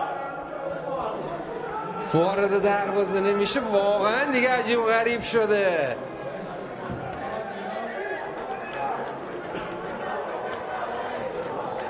دیگه همه خسته شده بودن از این که هرس بخورن و افسوس بعد از موقعیت مس نصیبشون بشه که باز همین اتفاق افتاد و گل برای مس کرمان به ثمر نرسید. حالا یک بار دیگه بازیکنان مس همچنان به موقعیت سازی خودشون ادامه میدند. بهزادی بود که یک شوت بی هدف رو از فاصله دور به سمت دروازه داماش شلیک کرد که توپش هم با اختلاف از کنار دروازه راهی اوت شد. میتونست روی دست خودش بازیکنان مصر رو صاحب موقعیت بکنه که این اتفاق نیفتاد. نیمه دوم هم مثل نیمه اول خودش جذاب و دیدنی داره انجام میشه. موقعیت های گل همچنان به وفور روی دروازه دو تیم داره خلق میشه، به خصوص تیم مثل کرمان که داره خودش رو به آب و آتیش میزنه تا توی این بازی به گل برسه، اما فعلا که این اتفاق رخ نداده. داور اونجا اعلام خطا کرده برای تیم مثل کرمان. بازیکنان مس هستن که با مهدی کیانی قصد دارن بازی رو به گردش در بیارن. زینعلی زارعی همکاری خوب بازیکنان مس. بهزادی قاسمی نژاد بود، معذرت میخوام وزیری پناه بود که اونجا توپ رو از دست داد. حالا بازیکن داماش در ضد حمله میرن که صاحب موقعیت بشن. پا به توپ چند بار اونجا پا میندازه بهزادی و سرانجام داور خطای بازیکن مصر رو اعلام میکنه.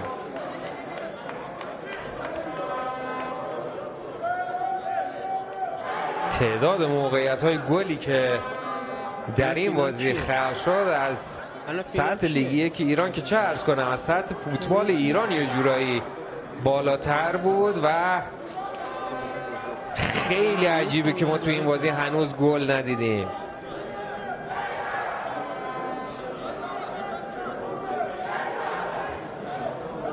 طبق آماری که برای این بازی فعلا ثبت شده 16 موقعیت گل برای هر دو تیم در این بازی تا دقیقه 55 بازی ثبت شده که سهم مثل کرمان خیلی بیشتر بوده، اما عرض کردم بازی هنوز 0-0 باقی مونده.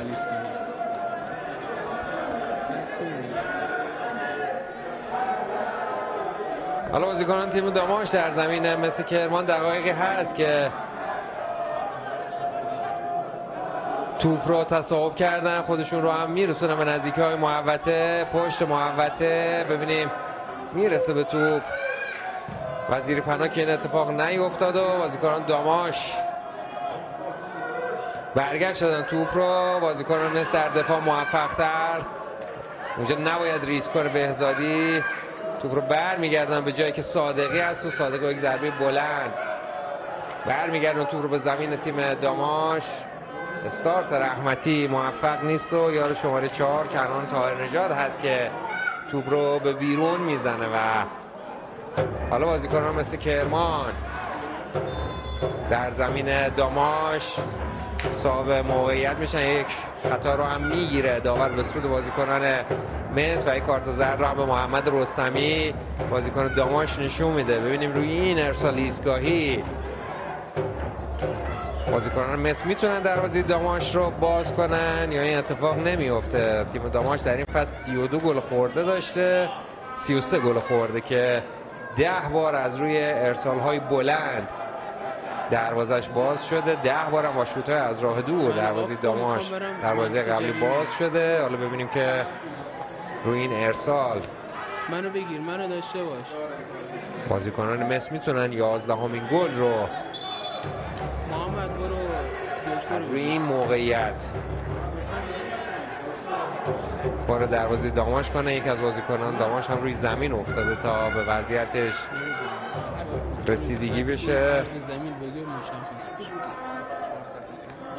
بازی مثل داماش همیشه البته بازی‌های جذاب و دیدنی بوده، چه در لیگ برتر زمانی که این دو تیم با هم بازی میکردن، چه در بازیشون در لیگ یک. سالی هم که مثل کرمان در سال 92 به لیگ یک سقوط کرد، همراه با همین تیم داماش بود که سقوط کردن به رقابت‌های لیگ یک. از اون سال مثل کرمان یک بار به لیگ برتر سقوط کرد در سال 1400، اما تیم داماش بین لیگ 2 و لیگ 1 در رفت آمد بود.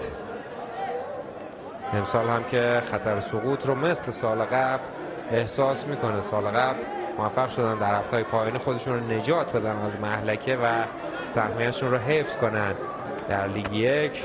ببینیم این اتفاق در این فصل هم برای اونا رخ میده. شانس زیادی رو هم برای این کار دارن. منوط به این که در بازی آتی بتونن حداقل امتیازها رو کسب کنن و در سوی مقابل شهرراز و نفت مسجد سلیمان نتونن امتیازهای لازم رو برای گرفتن جایگاه این تیم در جدول کسب کنن. حالا روی این ضربه ایستگاهی مهدی کیانی بعد از وقفه‌ای که در بازی رخ داد و توپ رو ارسال کنه، ارسالش رو انجام میده و این بار هم بهزادی است که توپ رو میگیره و ضربه سر عارف زینعلی است که راهی به دروازه پیدا نمیکنه و در دقیقه 58 باز هم دروازه داماش بسته میمونه. میزان توپ‌هایی در چارچوب و ضرباتی که به چارچوب تیم داماش هم شلیک شده زیاد بوده توی این بازی. همه استانداردهای لازم برای گلزنی توی این بازی بوده، اما عجیبه که هنوز گل ندیدیم. توی این مسابقه بهزادی توپ رو میگیره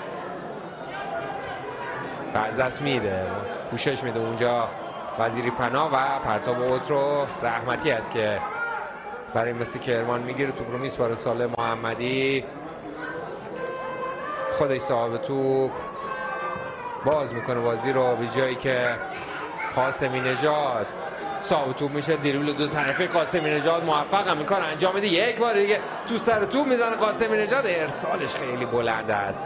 حرکت تکنیکیش اگر با یه ارسال عالی هم همراه میشد میتونست که از بهترین پاس گل های این هفته لقب بگیره. داور آوانتاژ میده بازیکنان نسبت بازی رو دنبال کنن. کیانی، بهزادی میاد پشت محوطه، باز هم شوت بهزادی بلوکه میشه و برمیگردونه. تکل خوب از کیانی. یک بار دیگه بازیکن داماش هستن که اونجا حرکت تهاجمیش رو به جایی نمیبره و یک تعویض رو هم در ترکیب تیم داماش شاهد خواهیم بود. یار شماره 17 علی خدایی باید وارد زمین بشه. بازیکن مصدوم داماش بود که از زمین مسابقه خارج شده. نفهمیدیم یار شماره چندشون بود. و ممکن علی خدایی از دقیقه 59 مسابقه برای تیم داماش بازی خواهد کرد. یک بار دیگه موقع برای بازیکنان مثل کرمان. رحمتی پا عوض میکنه، به دنبال رد کردن مدافع پیش روی خودش هست که موفق به این کار هم نمیشه و توپ رو برمیگردونه بازیکنان داماش. در برگشت سالم محمدی در عرض عارف زینعلی. مهدی کیانی رو کنار دست خودش داره و او رو هم صاحب توپ میکنه. آروم میکنه بازی رو کیانی. در میان میدان نامداری با بهزادی کار میکنه. بهزادی پاس قطریش، قاسمی نژاد اونجا اثر میذاره و همین موضوع سبب میشه که توپ به سود بازیکنان مثل کرمان به بیرون بره. عطابک زارعی پرتاب اوتش برای عارف زینعلی. کیانی یک بار دیگه زینعلی یک پاس بلند که اصلا هم دقت نداره و هیچ کدوم از بازیکنان مثل کرمان هم حرکت نکردن، توپ رو تقدیم میکنن به بازیکنان داماش. بازیکنان مثل کرمان بده اماد، سری بده اماد، کورش بده اماد. تیم داماش دو تعویض دیگر رو هم در دستور کار داره. رضا زاهد تبار و مهرداد حیدری فکر میکنم آماده میشدن که به زمین مسابقه بیان. تیم مس که هنوز تعویضی رو انجام نداده. وزیری پناه، دریبل عالی وزیری پناه، ببینیم میتونه در اون بازیکنان مس رو صاحب توپ کنه که عطابک زارعی یک لحظه دیر به توپ رسید و همین موضوع باعث شد که مدافعان داماش توپ رو به بیرون بزنن. قاسمی نژاد توپ رو میرسونه به جایی که کیانی حضور داره. پاس کیانی، سالم محمدی درگیر و پرتاب بود برای بازیکنان مثل کرمان. خود محمدی توپ رو میرسونه به بهزادی و سریعتر تصمیمش رو بگیره. بهزادی در عرض حرکت میکنه، راه میندازه قاسمی نژاد رو روی دستش. وزیری پناه رفته، ترجیح میده به زارعی پاس بده و این بار زارعی پاسش دقت لازم رو نداره. میتونه حتی خودش هم شوت زنی کنه. زارعی ترجیح داد پاس بده اما دقت لازم رو نداشت. پاس عطابک زارعی.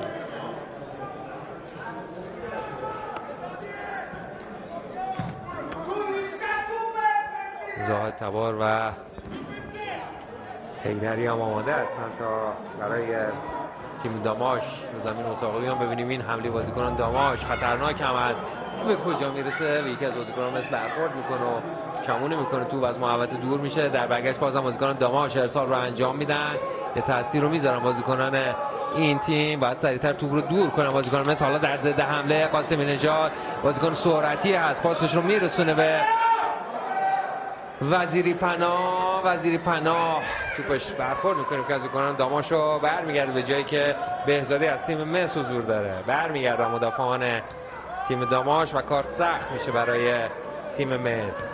زینعلی، بهروزی، صالح محمدی. پاس موقع صالح محمدی خیلی محکم است و برخورد میکنه به رحمتی.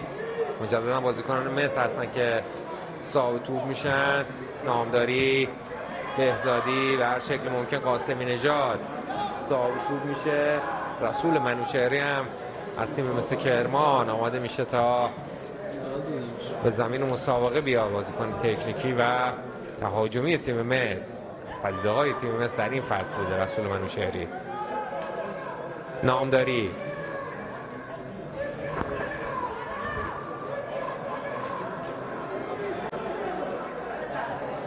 بازیکنان مس پشت محوطه. بهزادی، ضربه بهزادی، شوت از راه دور بهزادی در دقیقه 64 بازی. سری کورش چرا لنگ میزنی؟ که این توپ هم راه به جایی نمیرسه و با اختلاف کم از کنار دروازه داماش به بیرون میره.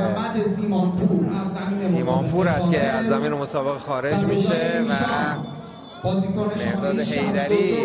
مهرداد حیدری بازی میکنه، وارد زمین میشه. تعویض دومشون رو هم باید انجام بدن. رضا زاهد تبار هست که خواست رو زمین مسابقه وارد بشه. یک از بازیکن داماش هم روی زمین افتاده و به همین علت تعویض خودشون رو نگه میدارن بازیکنان. نمیاسمی حواسی داشتی میشنی؟ آب آوردم اومدم بیام کنم بازیشون میشه. یار شماره 80 عطابک زارعی رو از زمین مسابقه خارج میکنه و رسول منوچهری وارد زمین میشه. از دقیقه 65 منوچهری در ترکیب بازیکن کرمان. شماره 80 عطابک زارعی از زمین مسابقه خارج و به جای ایشان بازیکن شماره 81 رسول منوچهری بازی میکنند.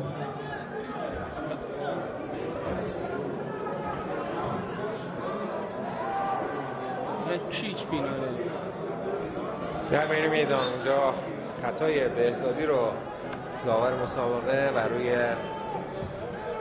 خودی بیگی اعلام میکنه. حالا بازیکن داماش بعد از دقایقی که زیر فشار حملات مثل کرمان قرار داشتن به زمین این تیم میان، اونا هم به هر حال میدونن که برای راحت شدن خیالشون و دور شدن از مناطق سقوط باید به فکر کسب 3 امتیاز باشن. هرچند که 1 امتیاز این بازی با توجه به نحوه نمایشی که مس در این مسابقه داشت برای اونها بسیار ارزشمند میتونه باشه.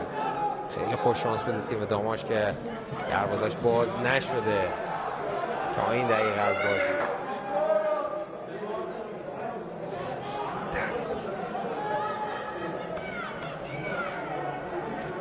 اما دو میلی صادقی بگو زیاد باید نگیریم باید بزن دیگه.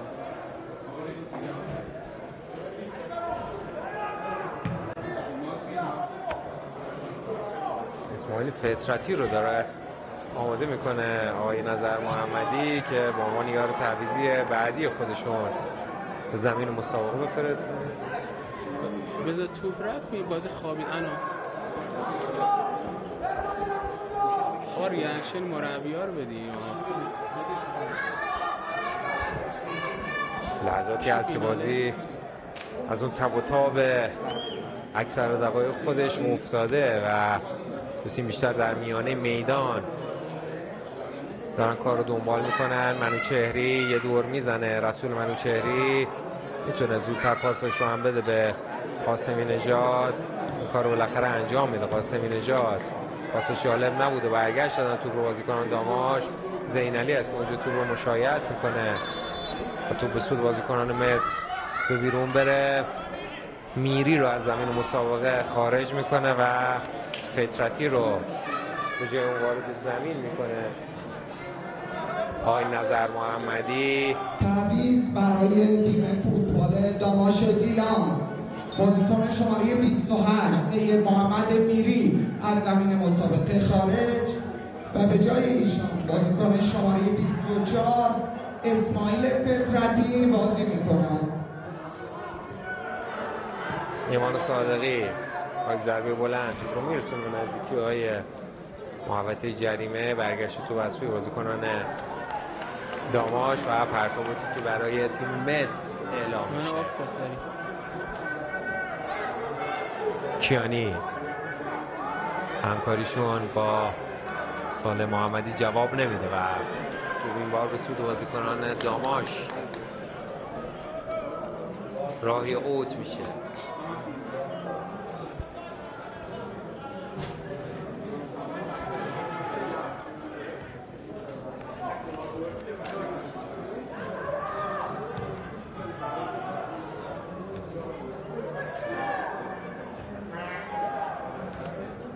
در میانه میدان توپ چندین بار در رفت و برگشت بین بازیکن دو تیم. در نهایت داور مسابقه خطا رو به سود بازیکنان داماش اعلام میکنه در میانه میدان.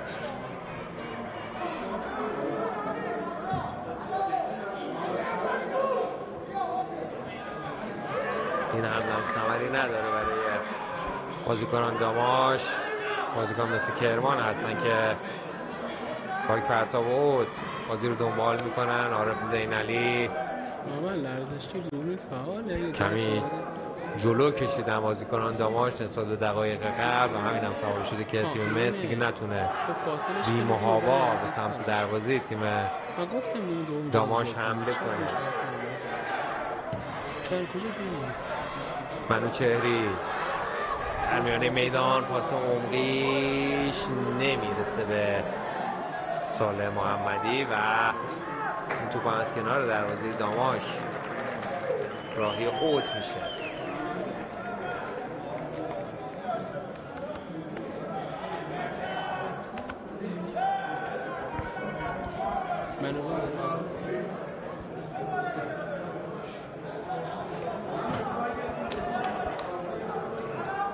بازی سایپا و آریو هم 1-1 به پایان رسید. فرج سپاسی و مثل شربابک هم بازیشون 0-0 تموم شد. خیلی دیگه بعیده که سپاسی نخواد به لیگ برتر صعود کنه و قطعا باید یک از سهمیه‌های صعود رو به تیم سپاسی اختصاص بدیم و از بین تیم‌های آریو و پیکان و سایپا، البته نفت آبادان، یکی دیگه از تیم‌ها به لیگ برتر صعود خواهند کرد که عرض کردم نکته جالب این که در 3 بازی بعدی مصر به مساف 3 مدعی میره. بروش حواست بشه. مصر به مساف آریو خواهد رفت در بازی هفته آیندهش.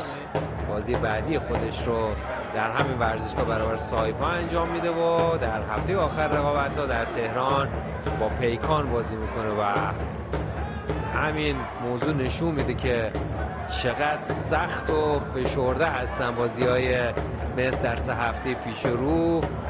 از بدی حادثه هر 3 بازی فوق‌العاده سنگین و حساس مثل کرمان در 3 هفته پایانی برابر 3 مدعی رقم خورده، هرچند که در 2 هفته گذشته هم این تیم 2 بازی برابر 2 مدعی سقوط یعنی شهرراز و همین داماش رو برگزار کرده بود که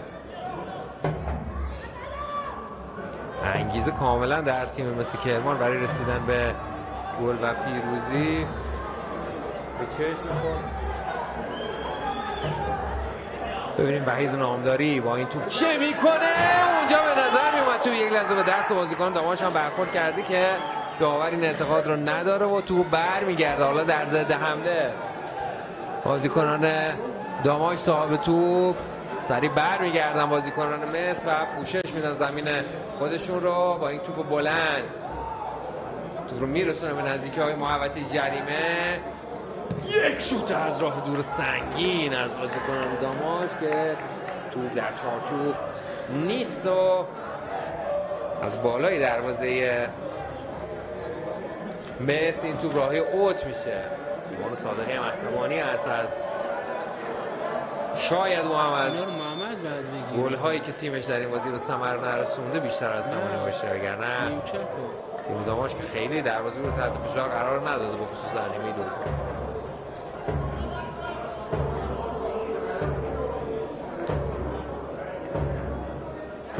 خود صادقی از محوطه خارج میشه.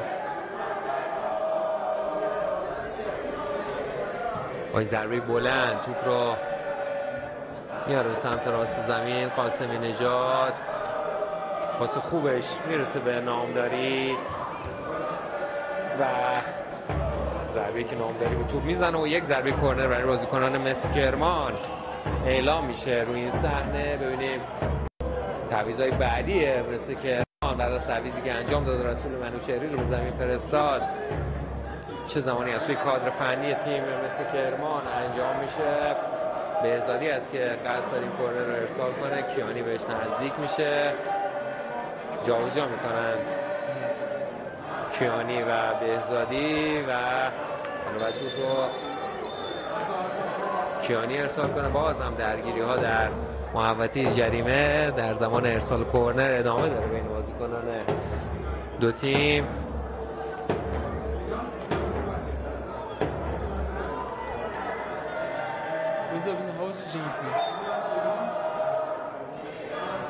کیانی ارسال ضربه صد در برگشت گل بشه این توپ که نه.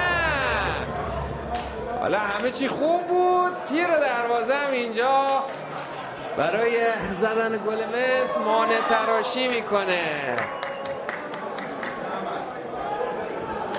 چی شده؟ چرا برای مصر زدن گل اینقدر سنگین شده؟ واقعا دیگه زبان قاصره. توپ داشت میرفت اون گوشه دروازه قرار بگیره که تیر دروازه این بار سپر بلا شد برابر دروازه داماش.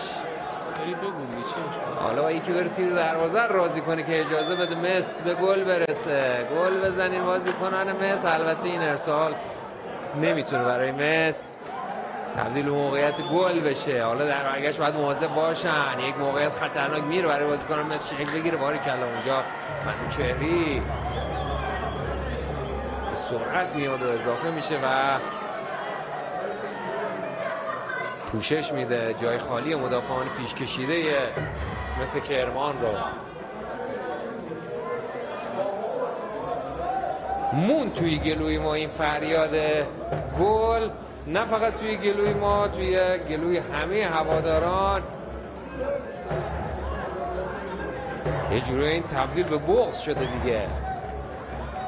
ببینیم بالاخره توی این بازی، توی این 15 دقیقه باقی مونده از زمان این مسابقه، این بغض بالاخره میشکنه برای مثل کرمان، یا اینکه همچنان این داستان ادامه دارد. منوچهری توپش رو میگیرن بازیکنان داماش.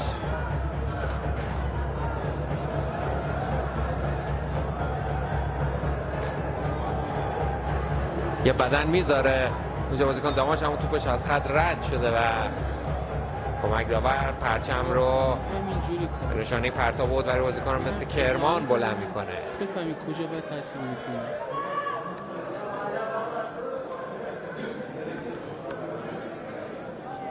حالا بازی ها برای تیم های عمدتا 0-0 مساوی تموم میشن که در خلق موقعیت کمکار باشن و نتونن موقعیت خلق کنن. بنده خدا بازیکنان مثل خیلی موقعیت هم خلق میکنن اما نمیتونن گل بزنن. این ارسال هم ثمری نداره و میتونست بهتر از اینها توپش روی دروازه بفرسته قاسمی نژاد که رد میشه از همین بازیکنان مصر و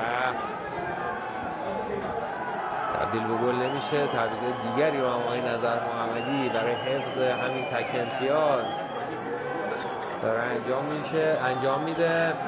نتیجه بازی رفت و البته نتیجه بازی برگشت فصل قبلشون، یعنی تیم‌های مثل داماش داره تکرار میشه. تو اون بازی هم مثل در ورزشگاه با هنر برابر داماش به تساوی 0-0 رسید. اگر این نتیجه تا پایان بازی باقی بمونه، 3 بازی متوالیه که مصر و داماش دارن برابر هم به تساوی 0-0 رضایت میدن.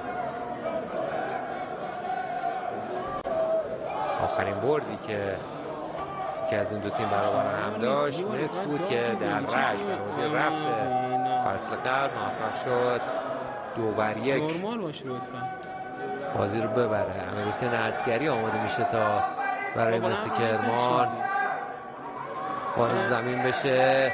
حالا در ضد حمله بازیکنان مصر ببینیم میتونن از این موقع استفاده کنن، اجازه نمیدن که منوچهری ثابت توپ بشه. در برگشت هم خطا برای بازیکنان داماش اعلام میشه. ببینیم جای کدوم بازیکن عسکری روی زمین میشه.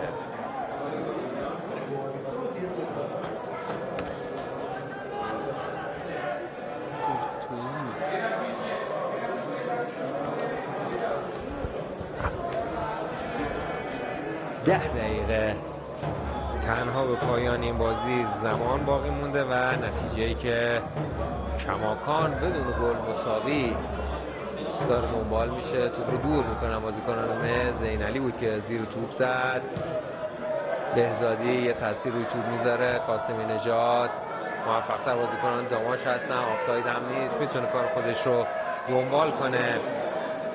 بازیکن داماش اونجا به هر شکل ممکن یک ضربه کورنر رو میگیره. حیدری به سود تیم داماش رو از زیر فشار خارج میکنه تیم خودش رو.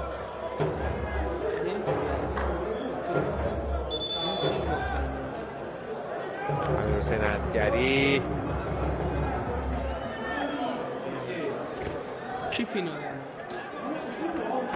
اجازه تعویض رو میده داور. تعویض برای تیم فوتبال سرندپس کرمان، بازیکن شماره 8 علیرضا رحمتی از زمین مسابقه خارج و به جای ایشان بازیکن شماره 88 امیرحسین عسکری بازی میکنند. به جای رحمتی وارد زمین مسابقه میشه امیرحسین عسکری و 10 دقیقه فرصت بازی داره. حالا بدونی امیرحسین عسکری به خط حمله اضافه میشه تا از قدرت سرزنی خودش بهره بگیره یا اینکه تغییرات تاکتیکی دیگه ای در زمین مسابقه صورت میگیره. قاسمی نژاد اگه به توپ برسه میتونه موقعیت سازی کنه برای مس. همین اتفاق هم میفته. قاسمی نژاد تو سر توپ در برگشت ارسال روی دروازه و مدافعان داماش ضربه سر اول رو میزنن. عسکری میره و در خط حمله مس قرار میگیره. نظر میاد که رو به توپ‌های بلند میاره تیم مس در این دقایق که قصد از قدرت سرزنی بازیکن تعویضی خودش استفاده کنه. پرتاب اوت بهروزی است که اوت رو بلند پرتاب میکنه. کورنر یا ضربه دروازه اعلام میشه به سود تیم داماش. برو دروازه.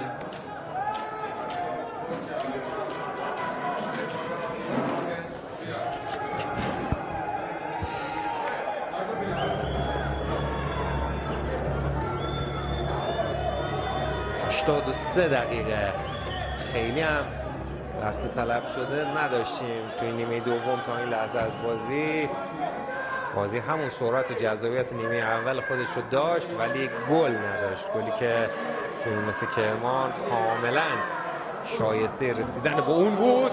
یک لحظه ایمان صادقی میرفت اشتباه خطرناکی انجام بده که خوش شانس بود توپش به بازیکن داماش برخورد کرد و مجددا جلوی پای خودش افتاد. حالا خودش است که از محوطه هم خارج میشه. قصد داره از همونجا برای تیم مس تعریضی حمله رو انجام بده.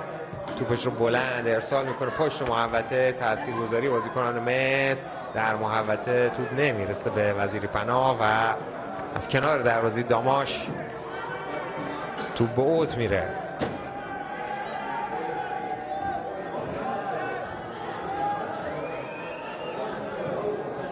فرزاد حسین خانی کلافه شده به جای بگید چرا قمول کنار زمین. از موقعیت ها پیاپی که بازیکنانش از دست دادن. بهزادی هم با بیشترین مکس ممکن بازی رو به گردش در میاره. توپ رو میگیره اونجا بازیکن داماش. منوچهری بود که در 2 نوبت توپ رو گرفت. اتفاقی هم تو برابر وزیری پناه قرار میگیره. پاس وزیری پناه گل. نه باز هم گل نشد و تکراری ترین اتفاق ممکن برای مثل کرمان این بار با ضربه نامداری رخ میده و نامداری موقعیت تک به تک خودش رو که از روی پاس عالی وزیری پناه حاصل شده بود از دست میده. یه جورایی باور خودشون رو از دست دادن بازیکنان مثل کرمان برای گلزنی. عسکری او هم نامشخص و توپ ضربه میزنه. حالا باید مواظب باشن در ضد حمله خطرناک نشه. منوچهری صاحب توپ ارسال منوچهری ضربه سر رو میزنن بازیکنان داماش و مشخص هم بود یکیشون همین الان خودش روی زمین میندازه. ببینیم داور توجه نمیکنه و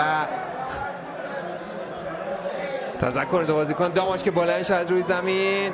کیانی بهروزی باید مراقب باشه نباید توپ رو لو بده اونجا. بهروزی یه چرخو میزنه عالی هم این کار رو انجام میده. شوت بهروزی تیر دروازه. باز هم تیر دروازه. هیچ کس رضایت نمیده که مس گل بزنه حتی تیر دروازه. برای دومین بار بود که تیر دروازه داماش توی این بازی به لرزه در اومد و مثل کرمان 13مین موقعیت گل خودش رو هم در این بازی از دست داد. شاید به اندازه یک فصل یک تیم در لیگ یک تیم مس توی این بازی موقعیت سازی کرد اما گل نزد.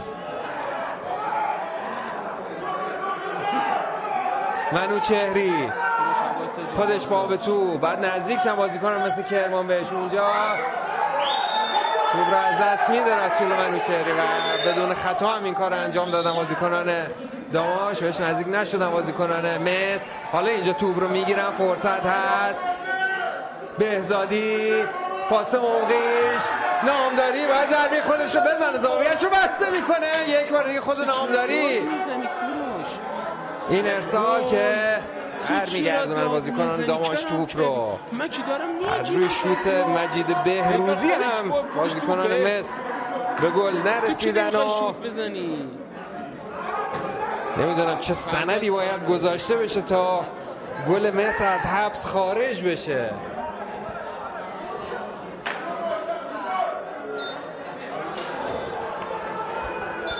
خود بازیکنان داماش هم یه جورایی مات و معبود موندن که چطوری توی این بازی گل نخوردن و حیرتی که برای بازیکنان مصر و هواداران این تیم باقی مونده که چرا توپ‌های اونا تبدیل به گل نمیشه. دو بازیکن داماش هم روی زمین افتادن. 86 دقیقه از زمان مسابقه سپری شده و داماش خیلی خوش شانس بود که توی این بازی یک امتیاز رو گرفت و اوج بدشانسی، نهایت بدشانسی. اگر بخوان یه مسابقه فوتبال رو مثال بزنن برای یک تیم که در اون بدشانسی جلوتر از 11 بازیکن رقیب مانع گلزنی یک تیم شده باشه، شاید بشه به همین مسابقه استناد کرد و حریف نامرئی که مثل کرمان رو برای رسیدن به گل ناکام گذاشت.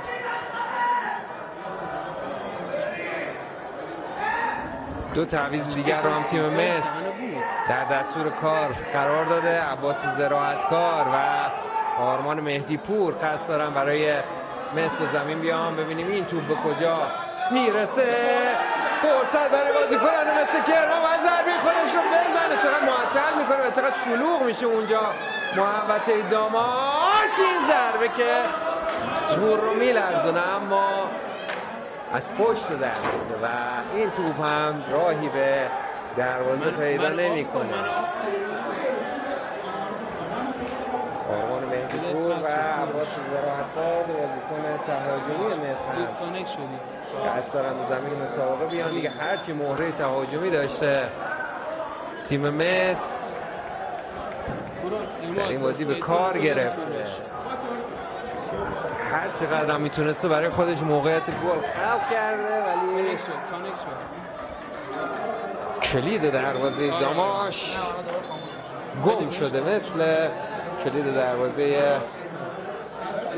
حریفان مصر در 6 بازی قبلی این تیم. تو اون بازی ها هم فکر نکنیم مصر موقعیت گل خلق نکرد، حالا نه به نسبت این بازی اما توی اون بازی ها هم مصر موقعیت گل زیاد خلق کرد. مثلا در اون بازی هفته قبل برای شهر راز در شیراز حداقل 2-3 موقعیت گل عالی تیم مصر داشت که میتونست ازشون استفاده کنه اما طلسم نشکسته برای تیم مصر. ببینیم جای کدوم بازیکنان رو در زمین خواهند گرفت.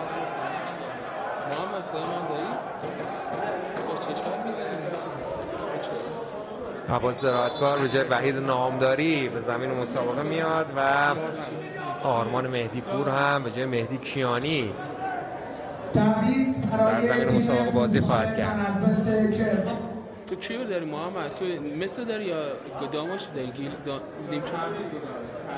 بازیکن شماره 30 وحید نامداری از زمین مسابقه خارج و به جای ایشان بازیکن شماره 11 عباس زراعتکار بازی میکنن.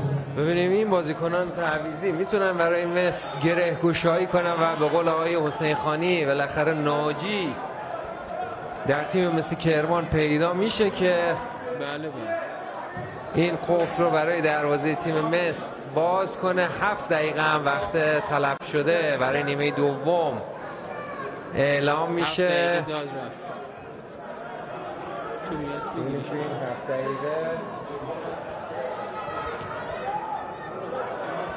داستان حملات مصر پایان دیگه پیدا میکنه. مثلا داستان این مسابقه بالاخره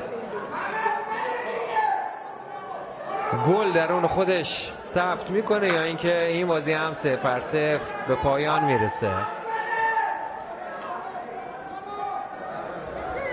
کی فیناله؟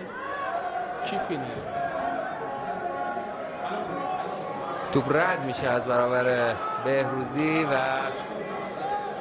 از کنار دروازه داماش که نه بهزادی بود اونجا توپ رو گرفت، توپ رو میکاره تا با وقفه های زیاد بازی رو به گردش در بیاره.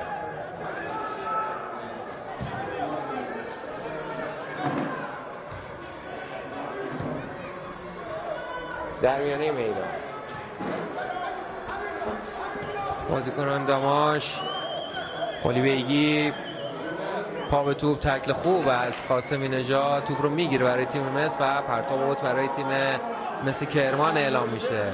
بهزادی پرتاب اوت بلندش برای زراعتکار، ببینیم رد میکنه دفاع پیش روی خودش رو که موفق این کار نمیشه زراعتکار و خطایی که به سود بازیکنان داماش اعلامش رو روی زمین میندازن خودشون رو.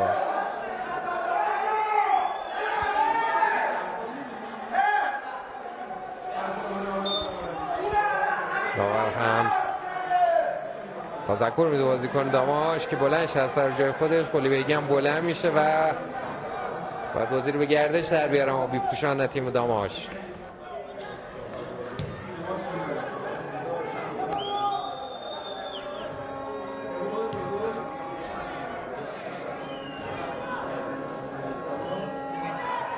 بازیکنان مس در میانه میدان، سالم محمدی، منوچهری، قاسمی نژاد، پاس بلندش پشت دفاع.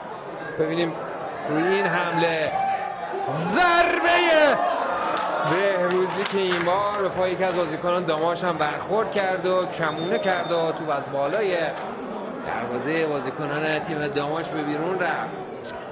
شوتای بهروزی خطرناک بوده توی این بازی.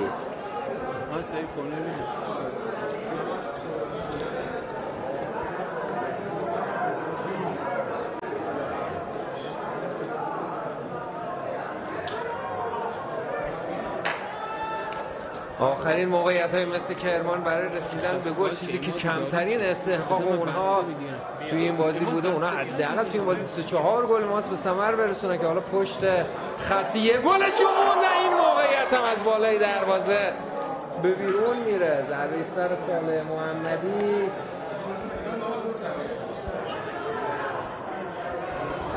به اوت رفت. فیکس شدی یا نه؟ زود باش.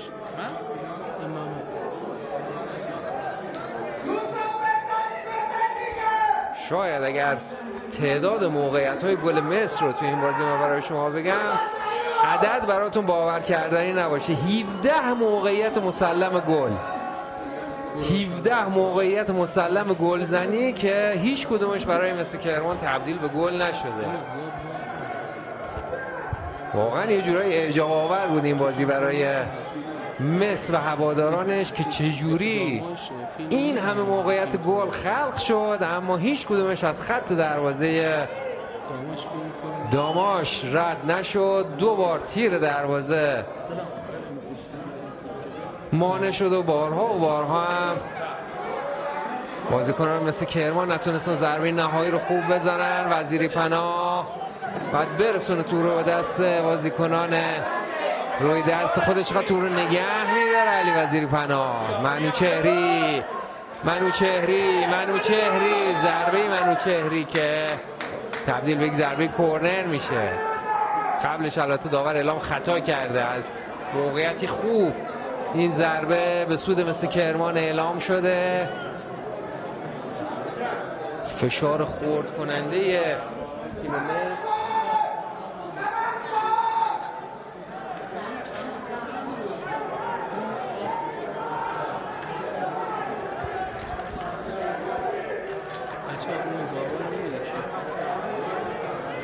این ضربه رو به چه شکل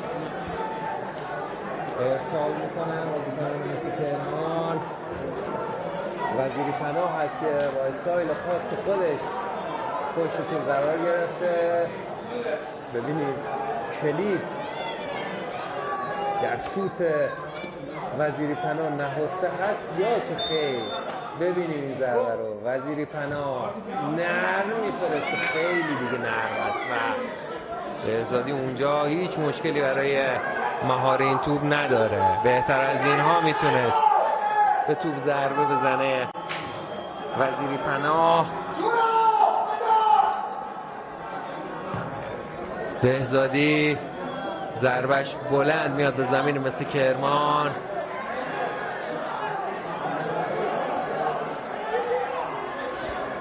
پلک های سنگین مثل کرمان برای گلزنی، ساقه هایی که نمیتونه ضربه های نهایی رو دقیق بزنه و بدشانسی که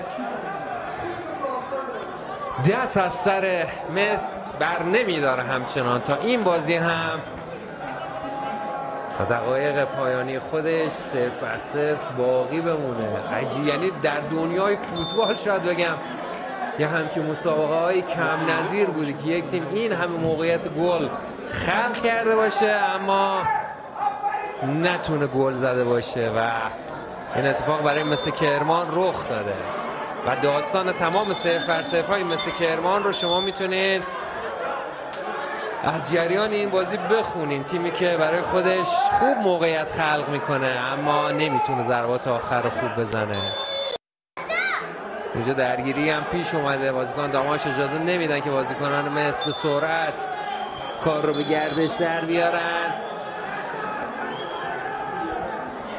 به هر شکل ممکن صادقی باید این توپ رو ارسال کنه روی دروازه داماش. توپ میرسه به محوطه، ضربه سر اول رو بازیکنان داماش میزنن و اینجا سوت پایان مسابقه در یک شرایط کاملا عجیب و غریب به صدا در میاد و مس و داماش با نتیجه 0-0 مساوی بازیشون به پایان میرسه در روزی که مس نزدیک به 20 موقعیت گل رو خلق کرد روی دروازه داماش، اما در نهایت باز هم دروازه تیم باز نشد و مس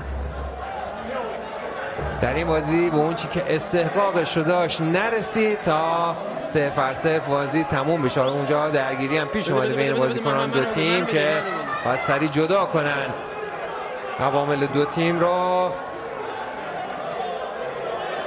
به هر شکل ممکن از اینکه همراه ما بودید برای پخش مستقیم این بازی تقدیر و تشکر میکنیم. امیدواریم عمری باشه و بتونیم در بازی آتی هم در خدمت شما عزیزان باشیم. با بیان اینکه بازی با نتیجه 0-0 به پایان رسیده همه شما عزیزان رو به خدای بزرگ می سپاریم. شب شما عزیزان بخیر، خدا نگهدار. منو بده آره خوش بود دروازه دارم میزنم.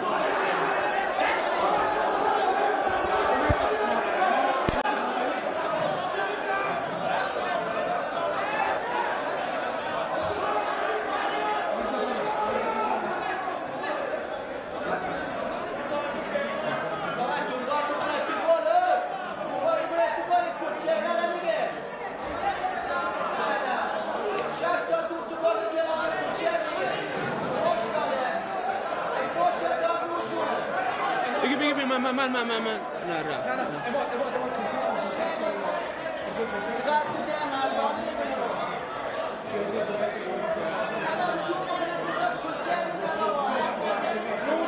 داور کاری شکار داور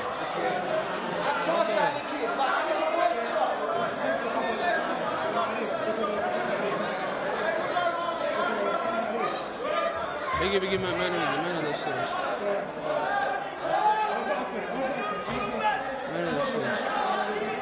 گین بدیم بچه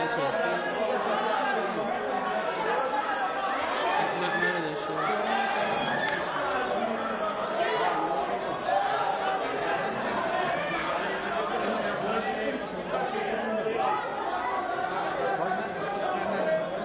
داماش رو بگیم.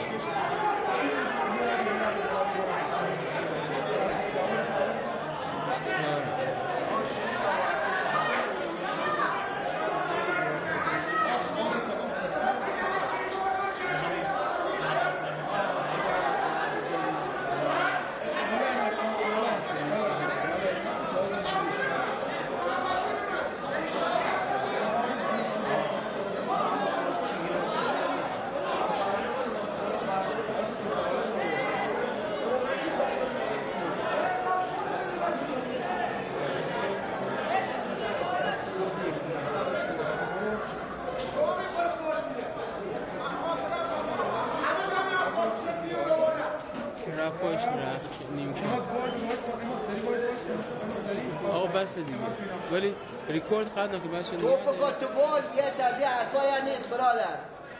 وقتی توپ تو گل نکنی از این حرفا هست. او فوش هم داد ای فوش داد نوشونه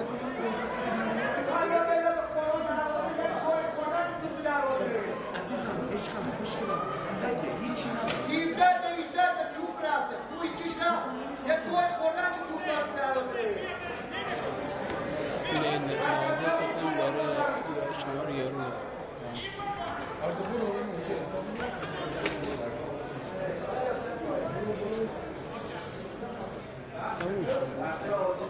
اماد بیا اماد بر باید